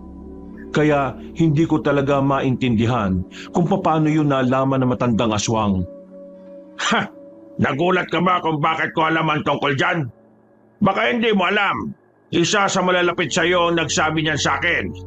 Ngayon, dahil alam na namin ang kahinaan mo, madali na lang para sa amin na talunin ka. Ang dami mong satsat. Simulan na natin to para matapos na kita. Pep! Hindi mo ako pwedeng saktan ngayon. Biglang sumipol ang matandang lalaki. Merong 2 aswang na lumabas mula sa likuran ng bahay. Hila-hila nila ang babaeng si Tessa, ang babaeng nakiusap sa akin na hanapin ang kapatid niya. Nagsalubong ang kilay ko. Pati si Tessa na minsan ko lang nakausap, gagamitin nila laban sa akin. Mang Enteng, tulungan mo ako. Ayoko mamatay. Ayoko magkain ng mga salibaw na ito. Walang iya talaga mga aswang. Bakit may dadamay ang taong yan Hindi naman kami niyan gaanong makakilala. Yun nga ang maganda. Aayaan mo bang mamatay ang isang taong humihingi ng tulong? O baka naman wala kang pakialam kasi hindi mo naman kilala. Pikiusap ako. Gusto ko pang makita ka. Gusto ko makita kami at kapatid ko. Papakawalan ko siya sa isang kondisyon. Huwag kang makikinig sa kanya. Pakakawalan ko siya kung sasama ka sa akin. Napaisip ako ng mga sandaling yon, Kabanong. Batid kong maaari akong mamatay kapag ginawa ko yon. Pero nagmamakaawa ang babae sa akin. Iyak siya ng iyak. Kaya sa bandang huli, pumayag na lang din ako. Tumupad ka sa usapan. Mang Enteng, wag! Nililinlang ka lang yan. Mauna na kayo umuwi. Ayokong pati kayo ay madamay pa. Hindi pwede. Sige na. Sumunod na lang kayo. Buti na lang ay nakatunog silang 2 kaya sinakyan nila ang gusto kong mangyari. Dinakma na ako ng 2 aswang. Kinuha nila ang katana ko. Meron pang lumabas na 2 aswang para naman humawak sa babae. Nang makalayo na si Ricardo at David, tumawa ng mahina ang matandang aswang. Akala niya siguro'y naisa na niya ako. Pero ang hindi niya alam, parte yun lahat ng plano ko. Kailangan ko kasing mas makalapit sa kanila. Nang sa ganon ay madali ko silang mapatay. Kawawa ka naman. Mamamatay ka lang ng ganito matapos ang lahat ng kagitingan na ginawa mo. Oh, bahala na kayo sa albularyong yan. Pagsaluhan ninyo kung gusto ninyo. Pagtiisan nyo ang bulok niyang laman loob. Patawa-tawa pa ang matandang yon at saka umalis. Makalipas ang 3 minuto ay tuluyan na siyang nawala sa paningin ko. Nakita ko na lang na binitiwan na ng 2 aswang ang babaeng si Tessa. Iba na ang ngiti niya. Hindi na ito nakakaawa. Nagpapakita na ito ng nakakainsulto at nangahamak ng ngiti. Sinasabi ko na nga ba madali ka lang ding mauto. Nakakatawa ka, Enteng. Mamamatay ka lang ng ganito sa kamay ng isang aswang na kagaya ko. Anong tingin mo sa akin, tanga? Alam kong aswang ka. Hinayaan lang kita sa mga pakulo mo dahil gusto kitang gamitin para malaman kung nasaan ang iba pa. Pero dahil wala ka na magiging pakinabang sa akin, wala na rin akong pakialam sa'yo. Huwag ka naman kunwari na alam mo ang mga plano ko una pa lang. Hindi ka matalino sa paningin ko. Hindi ka rin naman matalino sa paningin ko Gagawa ka na lang ng dahilan, yung kapatid mo pang hindi naman totoo. Akala mo hindi kita pinamamanmanan? Isa kang malaking tanga. Nagbago ang reaksyon ng kanyang muka. Para siyang nagagalit. Nagkuyom ang kamao niya. Kumigpit naman ang pagkakahawak sa akin ng 2 aswang. Saka ka na mag-angas kapag nailuwa mo ng buto na nagbibigay sa'yo ng lakas. Tatanggalin ko yan ngayon din. Subukan mo kung kaya mo. Lalapit na sana sa akin si Tessa nang tapakan ko ng malakas ang paa ng 2 aswang na nakakapit sa akin. Nang makakuha ko ng tamang pagkakataon, buong puwersa akong nagpumiglas sa kanila. Nakakuha na ako ng espasyo kaya naman inihanda ko na rin ang sarili ko. Mga inutil! Mga tanga! Ang lalaki ng mga katawan ninyo. Hinayaan niyo makakawala yung matandang yan? Kabang ka na, babae ka. Uunahin kitang maihatid sa impyerno. Hintayin niyo. Atakihin niyo na ang isang yan. Lalapit na sana sa akin ang 4 na aswang pero bigla na lang silang tinamaan ng palaso. Pero may 2 pang natira. Nagulat si Tessa nang makitang bumalik si Ricardo at David. Kayo nang bala sa 2 ito. Ako narito sa impaktang babae na ito. Hindi na ako nagsayang ng oras. Agad kong hinarap ang babaeng aswang. Nakikita kong itsura niya na parabang nababahala. Sinamantala ko ang pagkakataong yun. Nagmamadali kong dinampot ang aking katana. Hinagupit ko siya pero nakailag siya. Pagtingin ko sa kaliwa ay naroon na si Tessa. Mabilis na gumapang papunta sa akin. Tinangka niya akong kalmutin pero naiwasan ko rin siya. Sa pangalawa niyang atake, napansin kong masyado siyang naging kampante. Dahilan para matamaan ko siya ng hiwa sa tagiliran niya. Napahawak agad siya sa parting yon ng kanyang katawan. Umaagos ang dugo, pero pinilit pa rin niya akong labanan. Muli niya akong inatake kahit na mabagal na ang pagkilos niya. Hindi ko siya binigyan ng pagkakataon na makabawi. Hiniwa ko ulit siya sa bandang leeg, at sa punto namang ito, hindi na siya makagalaw ng mabilis. Napatigil na siya.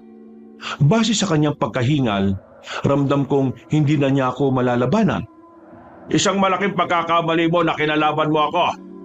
Marami ka pang kakainin bigas, iha. Ako, sinubok na ako ng panahon at karanasan. Bata ka pa sa paningin ko. Inaamin ko na talo ako sa laban. Malakas ka, pausay. Pero alam mo kung anong nakakatawa? Kung ano ang katangahan mo na hindi mo pa rin nalalaman hanggang ngayon. Nasa paligid mo lang siya. Magugulat ka na lang. Papatayin ka na niya. Kaya naman masyado ka ng maraming sinasabi. Yeah! Sinaksak ko siya ng hawak kong katana. Ilang beses kong ginawa yon hanggang sa tuluyan na siyang malagutan ng hininga. Pagtingin ko naman kay Ricardo at David, nagawa na rin nilang talunin ng 2 aswang na kalaban nila. Bumuntong hininga na lang ako. Pero sa loob-loob ko, nagpapasalamat ako sa Panginoon dahil nagtagumpay ang mga plano ko. Nagawa natin, Mang Enteng. Oo, nagawa natin. Pero kahit na nanalo tayo ngayon, hindi ko na maibabalik ang buhay ng mga kasamahan kong pinatay nila. Sinusumpa ko sa bato. Papatayin ko sila. Naintindihan namin ang nararamdaman mo, Mang Enteng. Pero magdaan-daan kayo. Huwag kayong magpadalos-dalos, ha? Kahit po anong mangyari, mas kailangan nating pagganahin ang utak natin kaysa sa puso. Isip kaysa sa emosyon. Muli akong humugot ng malalim na paghinga. Napatango ko dahil tama naman ang sinabi ni David. Hindi ko magagawang bigyan ng hustisya ang kamatayan ng mga taong nasawi kung mas uunahin kong magalit kaysa mag-isip. Pupuntahan natin ang pamilya ng mga kasamahan ko bukas ng umaga. Kailangan nilang malaman ang mga nangyari. Paano kung ikaw na naman ang sisihin nila? Kami na lang kaya ang humarap sa kanila. Ako ang kilala nila. Kaya ako ang haharap. Isa pa, kung sakaling sisihin nila ako, tanggap ko. Sa akin naman talaga nagmula ang lahat ng ito eh. Hindi gaganti ang mga aswang kung hindi ko sila nilagas dati. Tinapik ko ang balikat ng 2 at nauna na rin akong maglakad, na parabang walang nangyaring labanan. Hindi rin naman kasi ako masyadong pinagpawisan. Wala ring ganong galos. Nung gabing yun, mabigat ang kalooban ko dahil nawalan na naman ako ng mga kasama. Kahit ilang beses ko naman nang naranasan yun noon, wala pa rin pinagkaiba ang pakiramdam. Masakit at nakakalungkot pa rin. Nagdaan pa ang mga araw, hindi naging madali para sa akin ang bawat paggising ko sa umaga. Kada didilat ako, naririnig ko ang mga boses ng mga kamag-anak na mga kasamahan ko. Paulit-ulit ko silang naririnig hanggang sa pagtulog ko. Wala silang ibang sinasabi kundi kasalanan ko ang lahat. Dahil doon, nararamdaman kong unti-unti na akong pinanghihinaan ng loob. Pakiramdam ko kasi, kung itutuloy ko ang ginagawa ko, baka mas marami pang madamay. Sa isip-isip ko, baka nga tama ang asawa ko. kailangan ko na ring iwan ang nakagisnang kong gawain. Sino ba yung katok ng katok na yan? Nakaka-istorbo ano ba problema? Kung makakatok parang sisirain nyo na itong pintuan Mang Enteng, kailangan niyo sumama sa amin. May nakita kami mga bakas ng aswang sa gubat na malapit dito sa atin. Ha? Sigurado ba kayo? Baka mamaya nagkakamali na naman kayo. Sigurado kami. Lahat ng palatandaan, umaakma sa sinasabi mo sa amin Maganda na ho kayo, Mang Enteng. Hihintayin ka namin dito sa labas. Ang totoo niyan parang gusto ko na magretiro Retiro? Seryoso ba kayo sa sinasabi nyo? Ngayon pa talaga? Mang Enteng naman, alam naman nating pareho na sa mga panahong ito, mas umiinit na tayo sa mga aswang Lalo na't napatay natin yung babaeng aswang at yung iba pa. Kung titigil ka, wala rin naman pinagkaiba. Nasa panganib pa rin ng buhay mo kahit na tumigil ka. Diba, yan naman ang sinasabi mo kay Aling Sonia? Ano bang naging problema? Bakit bigla kang nagbago ng isip ngayon? Napapuntong hininga ako ng malalim, Kabanong. Napainom na lang ako ng kape at napaupo sa harap ng lamesa. Dumadami lang ang mga taong namamatay ng dahil sa akin. Kung titigil ako, baka matigil na rin ang isang malaking katangahan yan, Mang Enteng. Anong sinabi mo? Hindi matitigil ang gulo kahit na mamatay ka pa. Mananatili silang gagawa ng kasamaan kahit na manahimik ka rito. Kaya kailangan natin silang tapusin. Kailangan natin silang patayin lahat. Nakakalimutan mo na ba yung mga dahilan kung bakit natin ito ginagawa? Bibigyan natin ng hustisya ang mga taong namatay dahil sa kanila. Ang pagpatay sa aso kong si Pochi at ang pagkuha nila sa anak mong si Louie. Sobrang nagbago ka na, Mang Enteng. Hindi ganyan ang Enteng Kabisote na nakilala namin. Hayaan nyo na lang muna ako makapag-isip. Mamaya, pupuntahan ko kayo. Parating na kasi si Sonia at si Ramil. Napapailing na lang silang dalawa. Halata ang pagkadismaya sa mukha nila nang maglakad na rin sila paalis. Maya-maya lang din, dumating na si Sonia at si Ramil. Pagpasok pa lang nila, narinig ko nang nagtatawanan na sila. Napapangiti na lang ako habang pinagmamasdan silang dalawa. Para na kasi silang mag-ina talaga. Masaya ako para sa asawa ko dahil kahit papaano, nararamdaman niya kung papaano maging isang ina. Bagay na matagal na niyang pangarap na magawa kung hindi lang sana nawala ang aming anak. Ano pang tinutunganga mo riyan? Tulungan mo na kami maganda ng panghapunan natin. Mukhang malalim po yata ang iniisip niyo Ayos lang po ba kayo? Ayos lang naman ako, Ramil. Tara na. Ako na maghihiwa ng mga yan. Masaya naming hinanda ang para sa aming hapunan. Habang nagluluto ay hindi maiwasang magkwentuhan ng kung ano-anong bagay. Sa mga sandaling yon, wala akong ibang nararamdaman kundi kasiyahan. Ganun din ang asawa ko. Pero ang hindi ko alam, yun na pala ang huling hapunan namin nakasama si Ramil. 8:00 na. Delikado na sa daan. Gusto mo bang ihatid na kita? Hindi na po. Nakakaya na po. Ay nako, huwag ka nang mahiya. Kailangan mong may kasama. Kapag kasama mo yung si Tatay Enteng mo, walang gagalaw sa'yo.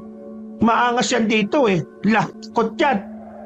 Naku, oo nga po Narinig ko palagi sa palengke na maraming natatakot kay Tatay Enteng. Tara na. Para makauwi ka na kagad sa bahay ninyo. Sigurado ba kayo, Mang Enteng? Hindi nakakaabala?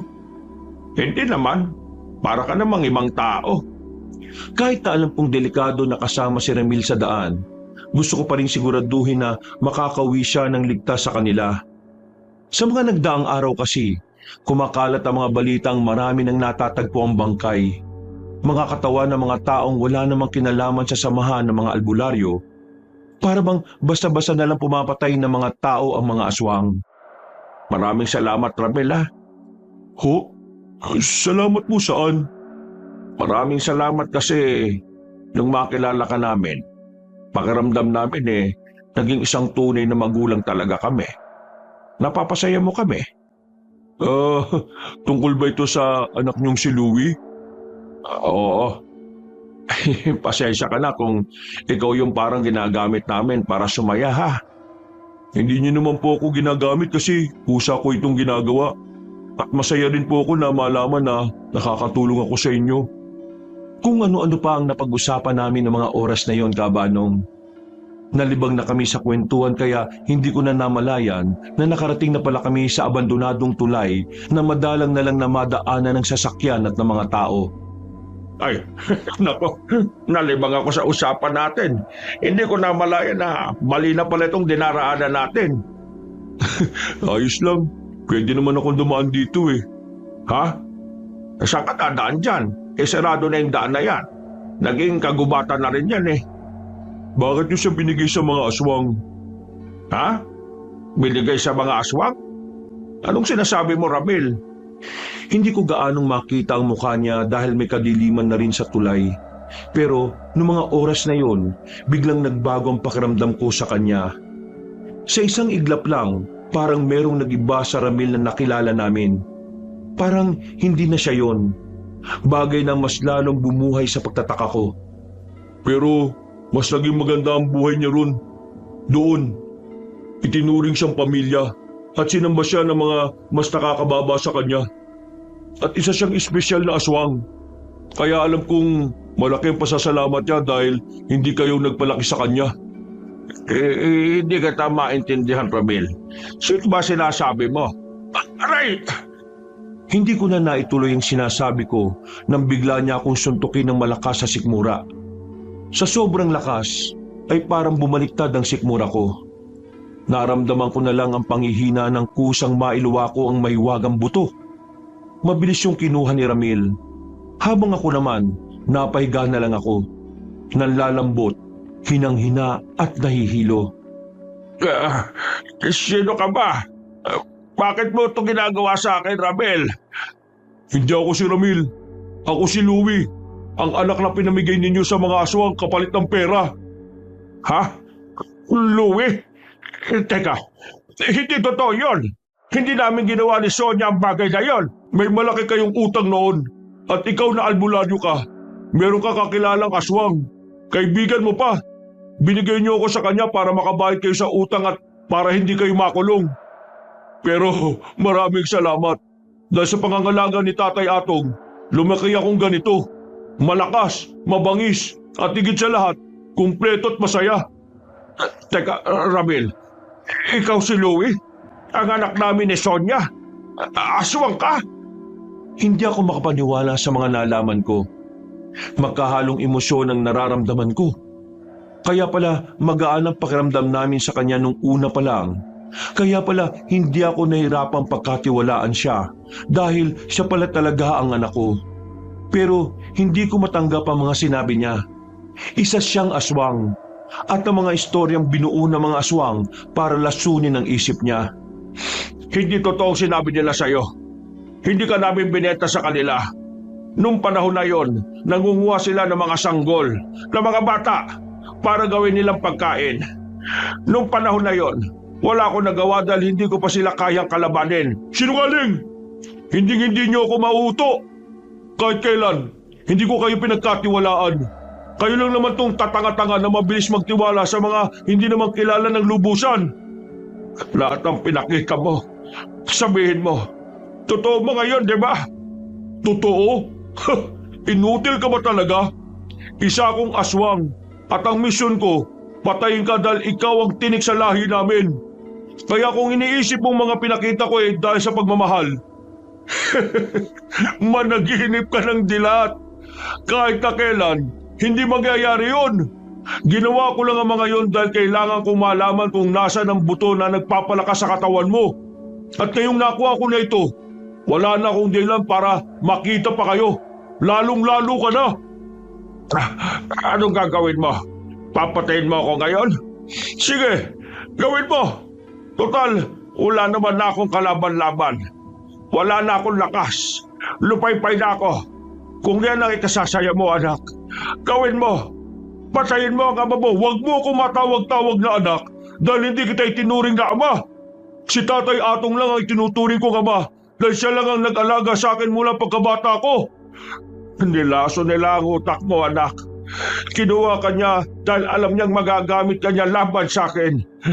Kahit na ano pang sabihin mo, hindi na ako makikinig sa'yo.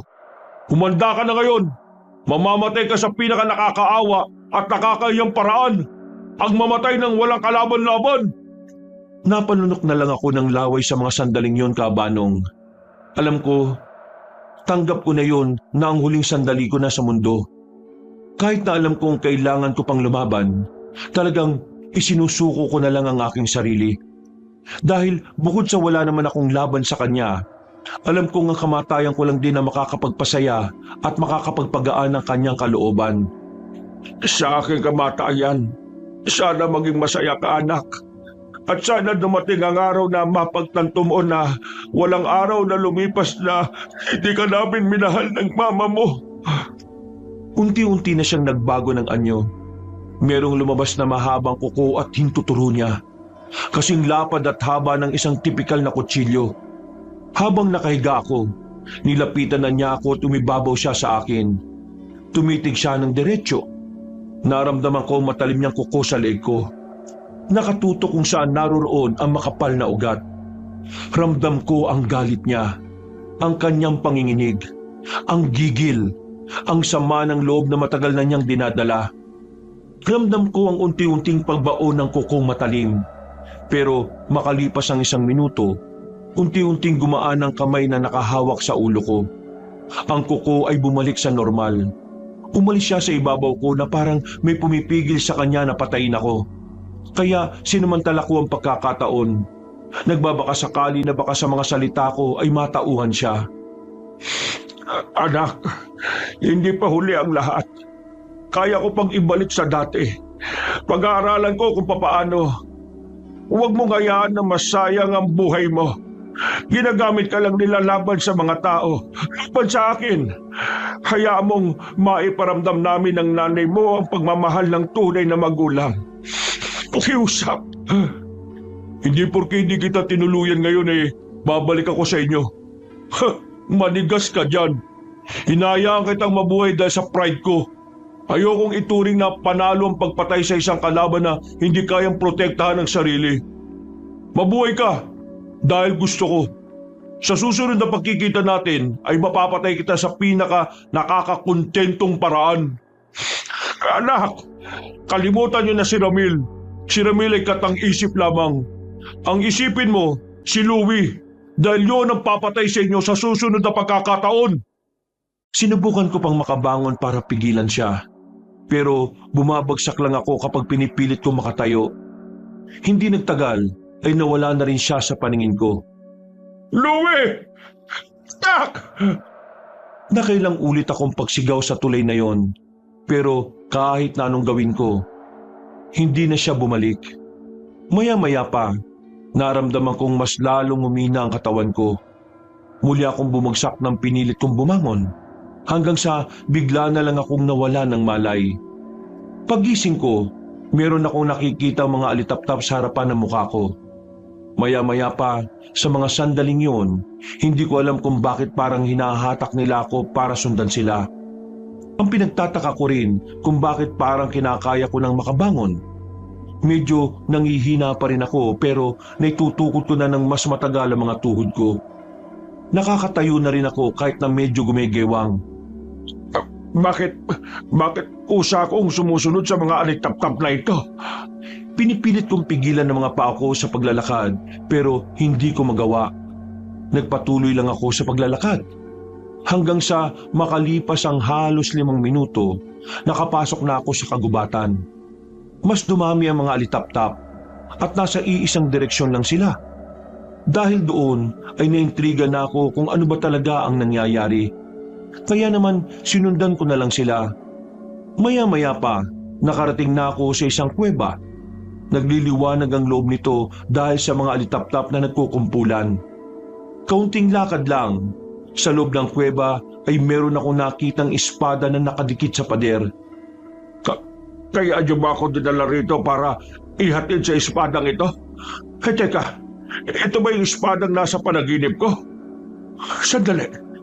Ito nga yun. Nagmamadali ako makalapit sa espada, Kabanong. Nang hawakan ko na yon ay may kakaiba kong naramdaman. Parang mainit, Parang may dumaloy na kuryente sa katawan ko. Pero dahil pakiramdam ko yon na ang espadang gustong ipagkaloob sa akin para talunin ng mga aswang, muli ko yung hinawakan kahit na halos mapaso na ang kamay ko. Buong lakas kong hinugot yon. Pagtanggal ko sa espada sa pader, nangisay ako ng ilang segundo. Lumiwanag sa kuweba. Kasunod nito ay may narinig akong mahiwagang boses. Isang boses ng matandang lalaki na sobrang mahinahon at hiwaga ng boses. Sino ka? Ikaw ba yung nagbigay sa akin ng espadang ito? Ikaw, Enteng Kabisote, ang itinakda para talunin ang pinakamalakas na aswang sa henerasyon na ito. Gamitin mo ang espadang yan ng may puso at pagmamalasakit sa buhay ng sangkatauhan. Sa pamamagitan ng sandatang yan, magtataglay ka ng pambihirang lakas, tapang at determinasyon na makamtan ang kapayapaan. Gawin mo kung ano ang nararapat para sa kapayapaan ng bawat isa. Umaasa ang sangkataasan sa iyo, Enteng Kabisote. Sandali lang. Matapos magsalita ng mahiwagang boses, ay agad na rin naman na itong naglaho. Nawala na rin ang liwanag. Natagpuan ko na lang na hawak ko na ang espada. Wala na akong nararamdaman na kuryente o mainit. Kung ganon, ito talagang magagamit ko para ubusin silang lahat. Ang gaan ng pakiramdam ko. Hindi ko na kailangang umasa sa mahiwagang buto. Hindi na ako nagsayang ng oras pa, Kabanong. Agad naman akong umalis sa lugar na yon. Pagbalik ko sa baryo namin, nakita ko ang asawa kong si Sonia na abalang naguhugas ng plato sa aming bakuran. Bigla ko na namang naalala si Louie. Hindi ko alam kung paano ko sasabihin kay Sonia na si Ramil at Louie ay iisa lang. Pagpasok ko, napatingin agad siya sa akin. Yung reaksyon ng mukha niya parang hindi mapalagay. Naihatid mo na ba siya? Oo, naihatid ko na siya. Magpahinga ka na. Ako lang tatapos sa mga hugasin na yan. Meron sana akong gustong sabihin sa iyo, Enteng. Ano yon? Tungkol ito sa anak natin. Hindi ako nakapagsalita. Pagtingin ko sa mga mata niya, nakikita kong parang naluluha na siya. Kinutuban na ako, pero hinintay ko pa rin kung anong manggagaling sa bibig niya. Hindi ko alam kung maniniwala ka sa akin, pero si Ramil, meron siyang balat sa balikat na gaya ng kay Louie natin. Hindi lang yon, meron din siyang peklat sa bandang binti niya. Ganon din ang kay Louie, hindi ba? Enteng, malakas ang pakiramdam ko na si Ramil ang anak natin. Siya si Louie. Ang totoo niya, Sonia, alam ko na rin na siya ang anak natin. Ha? Kailan pa?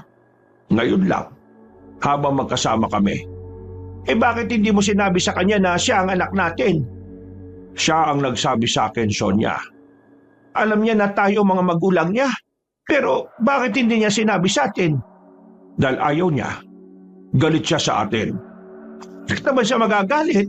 Pihiraan naman. Hindi ang Louie natin ang Louie na nakaharap natin. Iba na siya. Yung iba, iyon nga ang anak natin. Oo nga, siya nga si Louie. Pero hindi siya lumaki sa magandang lugar at sa magandang pamilya, Sonia. Hindi ganun yung inaasahan natin. Nakita mo naman na mabuti siyang tao, hindi ba? Sinasabi mo dyan. Sonia, ang anak natin, isa ng aswang. Anak? Napahilamos na lang ako sa mukha ko. Alam kong maguguluhan siya kapag sinubukan kong ipaliwanag sa kanya. Pero yun lang ang tanging paraan para maging malinaw sa amin ang lahat. Anong pinagsasasabi mo? Paano magiging aswang si Louie? O si Ramil? Nakita mo naman na normal na tao lang siya, hindi ba? Kung aswang siya, dapat ikaw ang unang nakaramdam nun. Hindi siya pangkaraniwang aswang, kaya hindi ko naramdaman ang presensya niya bilang aswang. Sa tingin ko, dahil masyadong magaan ang pakiramdam natin sa kanya, kaya hindi ko napansin kung ano ang mga kakaiba sa kanya. Tigil ka na nga! Hindi aswang ang anak natin! Aswang ang anak natin, Sonia. Napunta siya sa mga aswang, at ang mga aswang na yon ay nilaso ng utak niya kaya siya galit sa atin. Yung pakikisama niya sa atin, palabas niya lang lahat ng yon. Dahil ang plano niya, kunin ang mahiwagang buto sa loob ng katawan ko para mas madali niya akong mapatay. Ngayon na lang natin ulit nakita ang anak natin. Paano mo nasasabi ang mga yan? Dahil yon ang totoo, Sonia. Yon ang totoo. Kahit ako, hindi ko rin naman inakala na magiging ganun ang anak natin. Akala mo ba, hindi rin masakit para sa akin na ganun ang kinahinatnan niya? Mahirap din para sa akin ang isang inosenteng bata na anak natin noon ay isa ng mabangis na aswang ngayon. Sobrang hirap para sa akin yon. Mahirap dahil papatayin mo siya kasi aswang siya. Ganun ba? Hindi na ako nakapagsalita sa huling sinabi ni Sonia Cabanong. Para akong sinampal ng katotohanan. Isang katotohanan na kahit na anak ko si Louie, magiging magkalaban kami dahil makasalungat ang ipinaglalaban namin.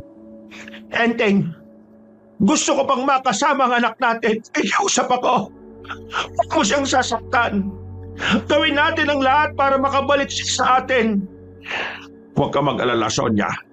Susubukan ko makausap si Louie para mahikayat ko siyang magbalik loob sa kabutihan. Niyakap ko na lang ng maigpit si Sonia Cabanong nung mga sandaling yon. Parehong mabigat ang kalooban namin. Ako, hindi ko alam kung papaano ko susolusyonan ang problemang yon.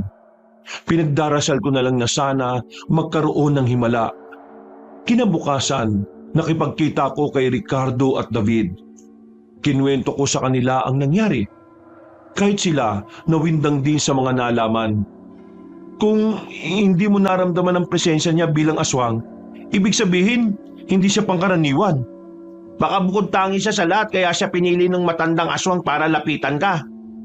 Ano ngayon yung binabalak mo, Mang Enteng? Sigurado ka bang kakayanin mong hanapin ang anak mo sa susunod niyong pagkikita? Hindi ako nakapagsalita.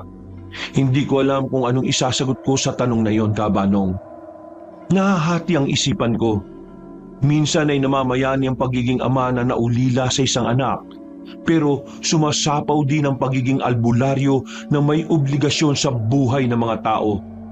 Pre, hayaan na muna natin makapag-isip si Mang Enteng. Huwag natin siyang madalin kung anong magiging sagot niya. Pasensya na, Mang Enteng ha. Naiintindihan ko naman kayo. Pero kahit na anong mangyari, prioridad natin ang buhay ng mga tao. Yun ang poprotektahan natin, hindi ang mga pansarili nating interes. Pagkatapos ng usapan na yon, agad na rin kaming naghiwa-hiwalay. Umuwi na muna ako sa bahay para puntahan ang asawa ko. Baka sa mukha niya ang pagkalugmok, pero hindi ko rin siya masisisi. Mas nasasaktan siya kumpara sa akin. Mabilis na lumipas ang kinagabihan. Nagmamadali ako makauwi galing sa bayan. May mga daladala akong pagkain na pasalubong para kay Sonia. Pero nasa malayo pa lang ako, nakita ko na mga tao sa harapan ng bahay namin. Kinabahan na ako kaya dali-dali akong lumapit, Cabanong. Sinalubong ako ni David at Ricardo. Meron silang hawak-hawak na sulat. Pagbasa ko, nakalagay doon na kinuha ni Louie si Sonia. Dinala sa gubat na malapit lang din sa baryo. At sinabi rin doon na kailangan kong pumunta para ipantubos ang sarili ko. Sasama kami. Hindi na. Laban ko na ito. Problema na namin to bilang pamilya. Anong bilang pamilya? Hindi ka nakakasiguro na si Louie o Ramil lang ang nandun. Baka mamaya mapatay ka nila doon. Tama si David, Mang Enteng. Patibong lang ang ginagawa niya. Huwag na kayong sumama. Pero meron ako ipapagawa sa inyo. Meron pa akong isang kakilala na albularyo din.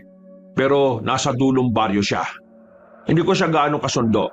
Pero pareho kami ng adikain pagdating sa pagpatay sa aswang. Kausapin niyo siya. Makiusap kayo na magpadala siya ng maraming manunugis kung saan ako pupunta. Sumang-ayon naman ang dalawang binatilyo. Nang magkasundo na kami, ay hindi na ako nagsayang pa ng oras. Agad na rin akong umalis dala ang mahiwagang espada na nakuha ko sa kuweba. Hindi naman kalayuan ang kinaroroonan ng gubat kaya nakarating ako kaagad. Nakatayo lang ako habang pinalilibutan ng mga nagtataasang punong kahoy. Nakikiramdam, nagmamasid sa dilim habang nasa ilalim ng bilog at maliwanag na buwan. Hindi nagtagal, naramdaman ko na ang presensya ng isang aswang. Isang pamilyar na presensya. Mabuti naman at sumipot ka. Alangan namang hindi. Buhay ng asawa mong nakataya. Walang iya ka. Nasaan si Sonia? Ilabas mo siya. Pep. Kalma. Darating din tayo sa parting yan. Huwag kang magmadali. Alam ko naman na sabik ka ng makumpleto kayo ulit. Ikaw ba nagpalaki sa anak ko? Anak mo o anak ko? Louie mo o si Ramil? Kahit ano pang pangalan niya, anak ko pa rin siya. Hindi mo na siya anak mula nang hinayaan mo siyang mapunta sa amin. Siya na si Ramil ngayon. Pero tinatawag niya ang sarili niyang Louie. Kaya nararamdaman ko na meron pa rin kabutihan sa kalooban niya. Tinatawag niyang Louie ang sarili niya dahil nalaman niya na yun ang pangalan niya noong bata pa siya. At kailangan niyang gawin yon para malinlang ka. Pero sa loob-loob niya, siya si Ramil, ang batang pinalaki at hinubog ng kultura ng pagiging aswang. Kaya wala ka nang magagawa, Enteng Kabisote. Kailangan mo na lang tanggapin na dito na matatapos ang buhay mo. Pumalakpak ng isang beses sa matandang kaharap ko, Kabanong. Maya-maya lang ay nagpakita na rin ng mga aswang na kanina ko pa nararamdaman. Naroon din si Louie. Kasama nila si Sonia na nakabusal ang bibig. Louie, hindi mo ito dapat ginawa. Kami ni Sonia ang tunay mong magulang. Kami ang magpaparamdam sa iyo ng totoong pagmamahal. Nakalimutan mo naman sinabi ko sa iyo na sa susunod natin pagkikita, papatayin na kita. Ganyan ka ba kahinang matanda ka? Gagamit ka pa ng tao para pahinain ako? Wala na sa akin ang maiwagang buto. Ano ba kailangan niya? Tingin mo sa akin, tanga? Akala mo hindi ko alam na meron kang panibagong pinaguhugutan ng lakas mo? Hindi ko sigurado kung ano yon. Kaya yan, naninigurado na ako na talagang hindi ka na makakapalag. Kahit na may bago kang tuklas na panlaban sa amin. Kahit na kailan, mga hayop talaga kayo. Pamili ka ngayon. Buhay ng asawa mo o buhay mo? Tatay Atong, gusto ko siyang makalaban. Kaya mas maganda siguro kung pakakawalan natin ang matangdan to. Kung magagawa niya akong talunin. Hindi ka dapat maging kampante, Ramil. Hindi natin alam kung ano ang itinatago nitong alas. Wala akong nararamdamang panganib sa kanya. Kaya sana hayaan mo ako. Hindi ka ba nagtitiwala sa pagiging kakaibang aswang ko? Nakita ko napangisi ang matandang aswang. Sa huli, pumayag din ito. Kaya naman pumesto na rin sa harapan ko si Louie. Nagpatunog pa siya ng leeg at mga daliri. Anak, hindi natin dapat gawin to. Ang tunay nating kalaban ay mga aswang. Makinig ka sa akin. Hindi na ako nakapagsalita nang mabilis siyang nakalapit sa akin. Sinuntok niya ako ng malakas. Tumilapon agad ako. Nakita ko pang nagpupumigla si Sonia. Gusto niya kaming awatin pero wala siyang magawa. Mukhang kakaiba ka na talaga, Enteng. Nagawa mo makatayo ka agad. Ipakita mo na nga sa amin kung anong tinatago mo para maganda laban. Anting-anting, mutya, ano ba? Hindi kita lalabanan kahit na anong gawin mo, anak. Ama mo ko. Hindi ko kailanman magagawang sakta ng anak ko. Si Louie ang anak mo, pero si Ramil ang nasa harapan mo ngayon. Kaya manahimik ka. Kahit na magpalit ka pa ng maraming pangalan, ikaw pa rin ang anak ko. Nanggaling ka sa dugo namin ng nanay mo. Pero dugo na ng pagiging aswang ang dumadaloy sa mga ugat ko. Kaya wala ka na magagawa. Tapusin na natin ang laban na ito. Muli siyang umatake sa akin, Kabanong. Makailang ulit niya akong pinagsususuntok, pinagsisisipa at binalibag. Maya-maya pa, tinanggal nila ang busal ni Sonia. Umiiyak siya at nagmamakaawa. Louie, parang awa mo na. Magsaktan ng tatay pa. Pero kahit na anong pakiusap niya, ay hindi niya pinakikinggan si Sonia. Nung mga sandaling yon, alam ko mamamatay ako kapag hindi ako lumaban. At kapag namatay ako, mamamatay rin ang asawa ko. Kaya kahit na masakit para sa akin na harapin si Louie, nilakasan ko na lamang ang aking loob. Mas matimbang sa akin si Sonia kaysa sa anak kong makakapagdulot ng kapahamakan sa maraming buhay. Kung ito ang gusto mo, anak, sige, lalabanan kita. Yan! Yan ang gusto ko! Lumalaban! Yan ang maganda! Hinugot ko ng espada ko Sandali kong ipinikit ang aking mga mata. Dinama ko ang kapangyarihan ng mahiwagang espada. Pero sa hindi ko malamang dahilan, wala akong maramdaman. Parang normal na espada lang yon. Bigla akong kinabahan. Batid kong hindi ko kakayaning talunin ang mga aswang na naroon kung pakaraniwang tao lang din ako. Oh, ano bang tinitingin-tingin mo? Lapit! Nakita niyang nagdadalawang isip ako kaya siya na ang naunang gumawa ng pag-atake. Muli niya akong nilapitan. Tinamaan na naman niya ako ng malakas niyang suntok. Nakaramdam ako ng hilod dahil doon. Pero agad din naman akong nakarecover. Nabugbog pa ako ng nabugbog. Saka ko lang napagtanto kung bakit hindi lumalabas ang kapangyarihan ng espada. Yun ay dahil nag-aalangan pa rin akong gawin ang tama. Dahil hindi ko kayang tanggapin na kalaban na ang anak na itinuturing ko. Nang maramdaman ko na ang kapangyarihan ng espada, saka naman ito nawala sa akin. Pag-atake ulit sa akin ni Louie, nabitiwan ko yon. Ah, kung ganun, nasa espadang yan ang tinatago mong alas ha? Alam ko na ngayon. Sinipa niya pa yun palayo sa akin. Sinubukan kong kunin pero hinarangan niya ako. Sinipa ng malakas kaya mas lalo kong napalayo sa sandata ko. Kahit na kailan. Matalino ka talaga, Ramil. Hindi mo ako binibigo. Siyempre, nagmana ako sa iyo eh. Sige, kung hindi mo talaga ako kayang ituring na ama, ayos lang. Hindi ko hahayaan na saktan mo ang mga taong mahal ko. Anak kita, pero hindi ikaw ang anak na gusto namin. Kung ikaw ang magiging dahilan para magdusa ang maraming tao, mas pipiliin ko sila kesa sa iyo, Louie. Kaya magmula sa oras na ito, hindi na ako magdadalawang isip na kalabanin ka. Hindi ko napipigilan ang sarili ko. Gagawin ko kung ano ang tama. Sige, gawin mo kung anong gusto mo. At gagawin ko naman kung anong naaayon sa layunin sa lahi namin mga aswang. Sa muli niyang paglapit sa akin, mas naramdaman ko na ang lakas ng pagkakasuntok niya sa tiyan ko. Namilipit ako sa sakit. Nakita ko na lang na pinahaba na niya ng ilang pulgada ang kanyang kuko. Handang-handa na niya akong paslangin. Louie, kayo siya! Huwag gawin ito! Huwag mo siya! Mahal ka niya! Mahal ka namin! Hindi totoo pinamigay ka namin sa mga aswang para lang sa pera. Ang kwento lang ng mga aswang ang alam mo, hindi ang kwento namin. Kaya, kinig ka naman, anak! Manahimik ka! Ang mga tinatawag niyong masama ay ang mga tumulong sa akin para mabuhay. Kaya wala kayong karapatan na ituring silang salot. Dahil yun ang sinalpak nila sa utak mo. Ang maniwala ka sa mga kasinungalingan. Manahimik ka! Mangkakalmutin na niya ako nang biglang dumating ang mga resback na tinawag ng 2 binatilyo. Agad na sumiklab ang gulo. Nagkandalabo-labo na. Ramil, tigilan mo muna yan. Hayawan na muna ang mga bata natin dito. Hindi! Kaya-kaya ko naman silang labanan! Makinig ka sa akin. Umalis silang dalawa. Habang ang mga aswang naman na kasama nila ay hinarang ang mga manunugis na resback. Mabilis naman akong inalalayan ni Ricardo at ni David. Ayos ka lang ba, Mang Enteng? Oo, ayos lang ako. Ang asawa ko, si Sonia. Nasaan ang asawa ko? Huwag kayong mag-alala. Nailigtas na siya ng mga kasama natin. Asikasuhin niyo ang mga aswang dito. Kailangan kong habulin si Louie at ang matandang aswang na yon. Paano mo sila kakalabanin kung mag-isa ka lang? Sigurado ka bang kakayanin mo sila? Habang nagkakagulo, inilahat ko ang kamay ko.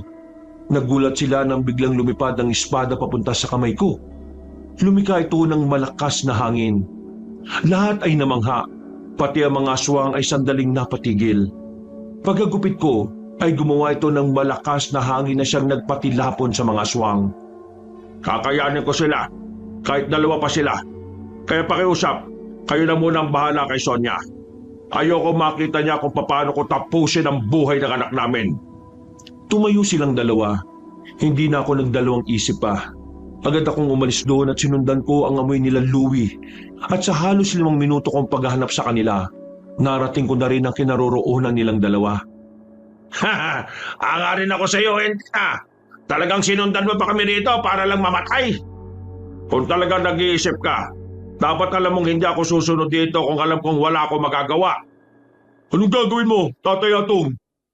Haharapin ko ang isang ito. Ako nangarap sa kanya. Ikaw ang pag-asa ng angkan natin, Ramil. Kaya ikaw ang huling alis natin. Manood ka na lang muna riyan. Hindi ka dapat maging kampante sa kanya. Kailangan muna natin alamin kung anong magagawa ng espada niya. Saka natin siya pagtutulungan kapag nakita mong hindi ko na talaga kaya. Ano? Tapos na ba ang pag-uusap niyo? Gusto ko nang simulan to. Naghihintay na sa akin ang asawa ko. Sa tono ng pananalita mo, mukhang kampante at malakas ang kumpiyansa mo sa sarili ah. Sige, tingnan natin kung anong magagawa mo. Naglakad na papalapit sa akin ang aswang na si Atong. Habang naglalakad siya, ay unti-unting nagbabago ang kanyang anyo. Naramdaman ko naman ang kakaibang kapangyarihan na dumadaloy sa kamay ko. Nagmumula yun sa espadang hawak-hawak ko. Sobrang lakas ng enerhiyang nararamdaman ko roon, kaya hindi na ako nagpatumpik-tumpik pa. Nagulat pati si Louie sa ginawa ko. Sa sobrang bilis, hindi na niya namalayang napatay ko na si Atong. Nakatarak na ang espada ko sa tiyan ni Atong at nang hugutin ko yon, unti-unti itong nangitim at kalaunan ay naging abo. Masyado kang maraming sinasabi. Anong ginawa mo? Anong ginawa mo sa tatay ko? Magsasalita pa sana ako pero nagbago na rin ang anyo si Louie. Lumaki ito, tumangkad, hanggang dibdib na lang niya ako. Mas naging maskulado pa ang katawan. Lumabas ang 3 sungay sa ulo niya. Naghahabaan din ang kanyang mga kuko na singtalim na ng kutsilyo. Meron din siyang buntot na merong tuli sa ulo. Ang mukha niya naman ay kumulubot at pumangit. Isa na talaga siyang halimaw ng mga sandaling yon. Kaya wala na akong magagawa kundi ang ibigay sa kanya ang tunay na laban. Lumusob siya sa akin. Sobrang bilis, sobrang lakas. Hindi ko magawang sabayan ang mga galaw niya sa unang 5 minuto. Nadali niya ako. Basag ang kaliwang kilay ko. Duguan agad ako at naramdaman ko kagad ang kakaibang puwersa na nagmumula sa kanya. Ganyan pala ang ginawa nila sa'yo, Louie. Huwag ka mag-alala. Palalayain kita. Makakalaya ka sa buhay na yan, anak. Hindi ko gusto ang kalayaan na nagmumula sa'yo. Dahil matagal na akong malaya sa parangalan ko. Nahawakan niya ako sa liig, pero hinataw ko siya ng espada.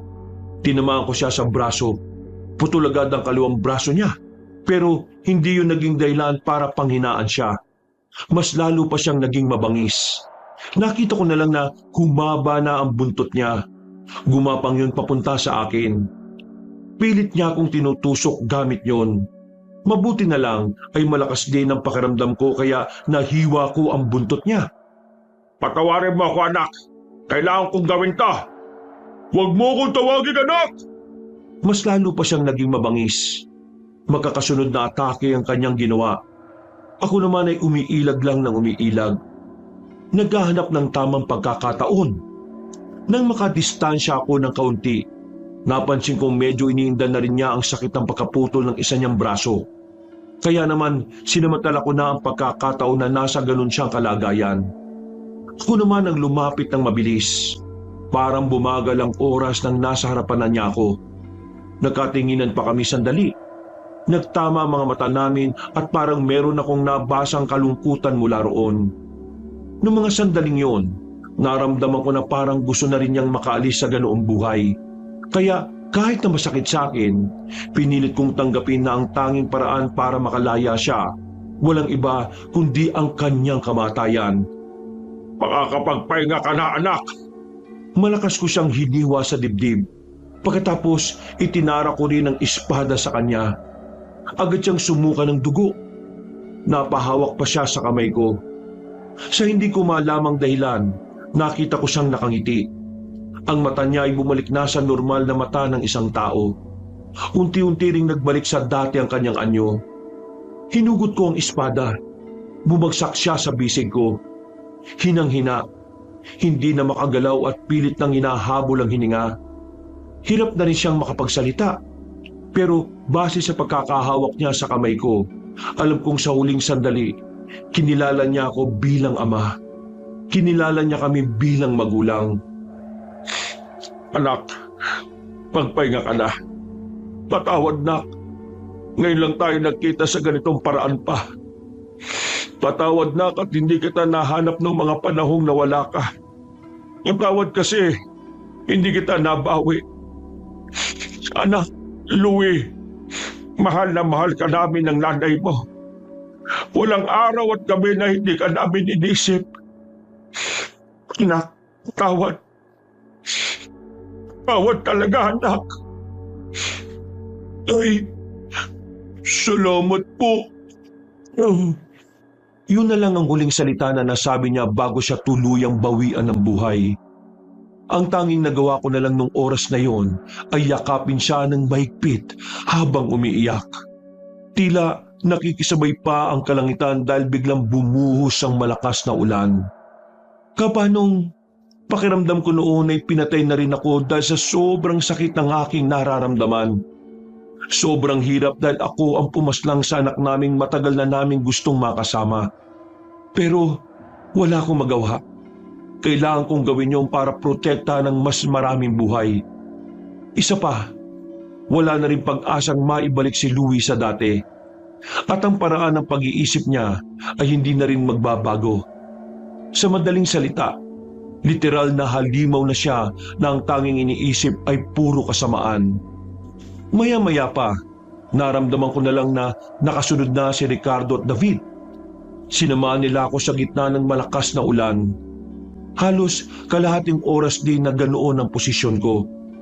Sa uling sandali niya, kinilala niya rin ako bilang isang ama. Sobrang saya ko. Sobra. Napatango na lang sa akin ang 2 binatilyong kasama ko. Maya-maya pa, natapos na rin ang labanan at natalo na rin namin ang mga aswang. Kinuha ko naman ang bangkay ni Louie. Dinala ko siya kay Sonia. Walang kasing sakit ang naramdaman ng asawa ko noong mga sandaling yon. Habang ako, nasa gilid, nilalamon ng konsensya. Patawarin mo ako, Sonia. Kinailangan kong gawin ito dahil alam kong mas maraming buhay ang mawawala kung hindi ko siya matatalo. Patawad. Kasalanan ko lahat ng ito. Kasalanan ko kung bakit wala na siya. Huwag mong sisihin ang sarili mo, Enteng. Hindi kita sinisisi. Kahit kailan, hindi ko nagagawin yon sa iyo. Ang mahalaga sa akin, nabigyan mo ng hustisya ang nangyari sa kanya. Nabigyan mo siya ng kalayaan at kapayapaan. Yun na lang ang isipin natin bilang magulang niya. Muling nagpatuloy ang iyakan namin ng mga sandaling yon, Kabanong. Kahit si Ricardo at David ay naiiyak-iyak na rin.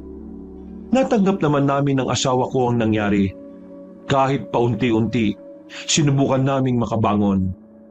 Iniisip na lang namin na nasa maayos ng kalagayan si Louie ngayon. Mahirap makausad, pero sa mga sandaling ito, malaki ang pasasalamat namin dahil sa kabila ng mga nangyari, nagawa pa rin naming magpatuloy sa buhay. Hanggang dito na lang po, Kabanong, at sa lahat ng Kayanggaw at Kabangers, maraming salamat sa inyong pagsubaybay. Sana meron kayong nakuhang aral sa kwentong ito. Pinagpalang araw sa inyong lahat. Mga Kabangers, mga Kayanggaw, bago tayo magwakas, ako po'y naglalambing sa inyo na sana ay isubscribe nyo naman po yung iba pa natin mga channel. Yung Pamela Clamil na channel natin at yung bagong-bagong channel natin na Kabanong version 2.0 kung saan meron na pong mga moving images doon. So, pwede na po kayong manood habang nakikinig kayo ng mas pinagandang narration with music and effects. O di ba mas maganda po yun? Kaya sana po, huwag niyong kalimutang mag-subscribe para makasama kayo sa first 100,000 subscriber ng channel na yon. At syempre, mag-iwan na rin kayo ng comment, pindutin ang like button. Ilalagay po natin sa pin comment yung mga link ng mga nasabing channel. Napakalaking tulong po yun sa ating channel at para patuloy tayo makapagbigay ng mga magagandang kwento. Hanggang sa muli, wakas!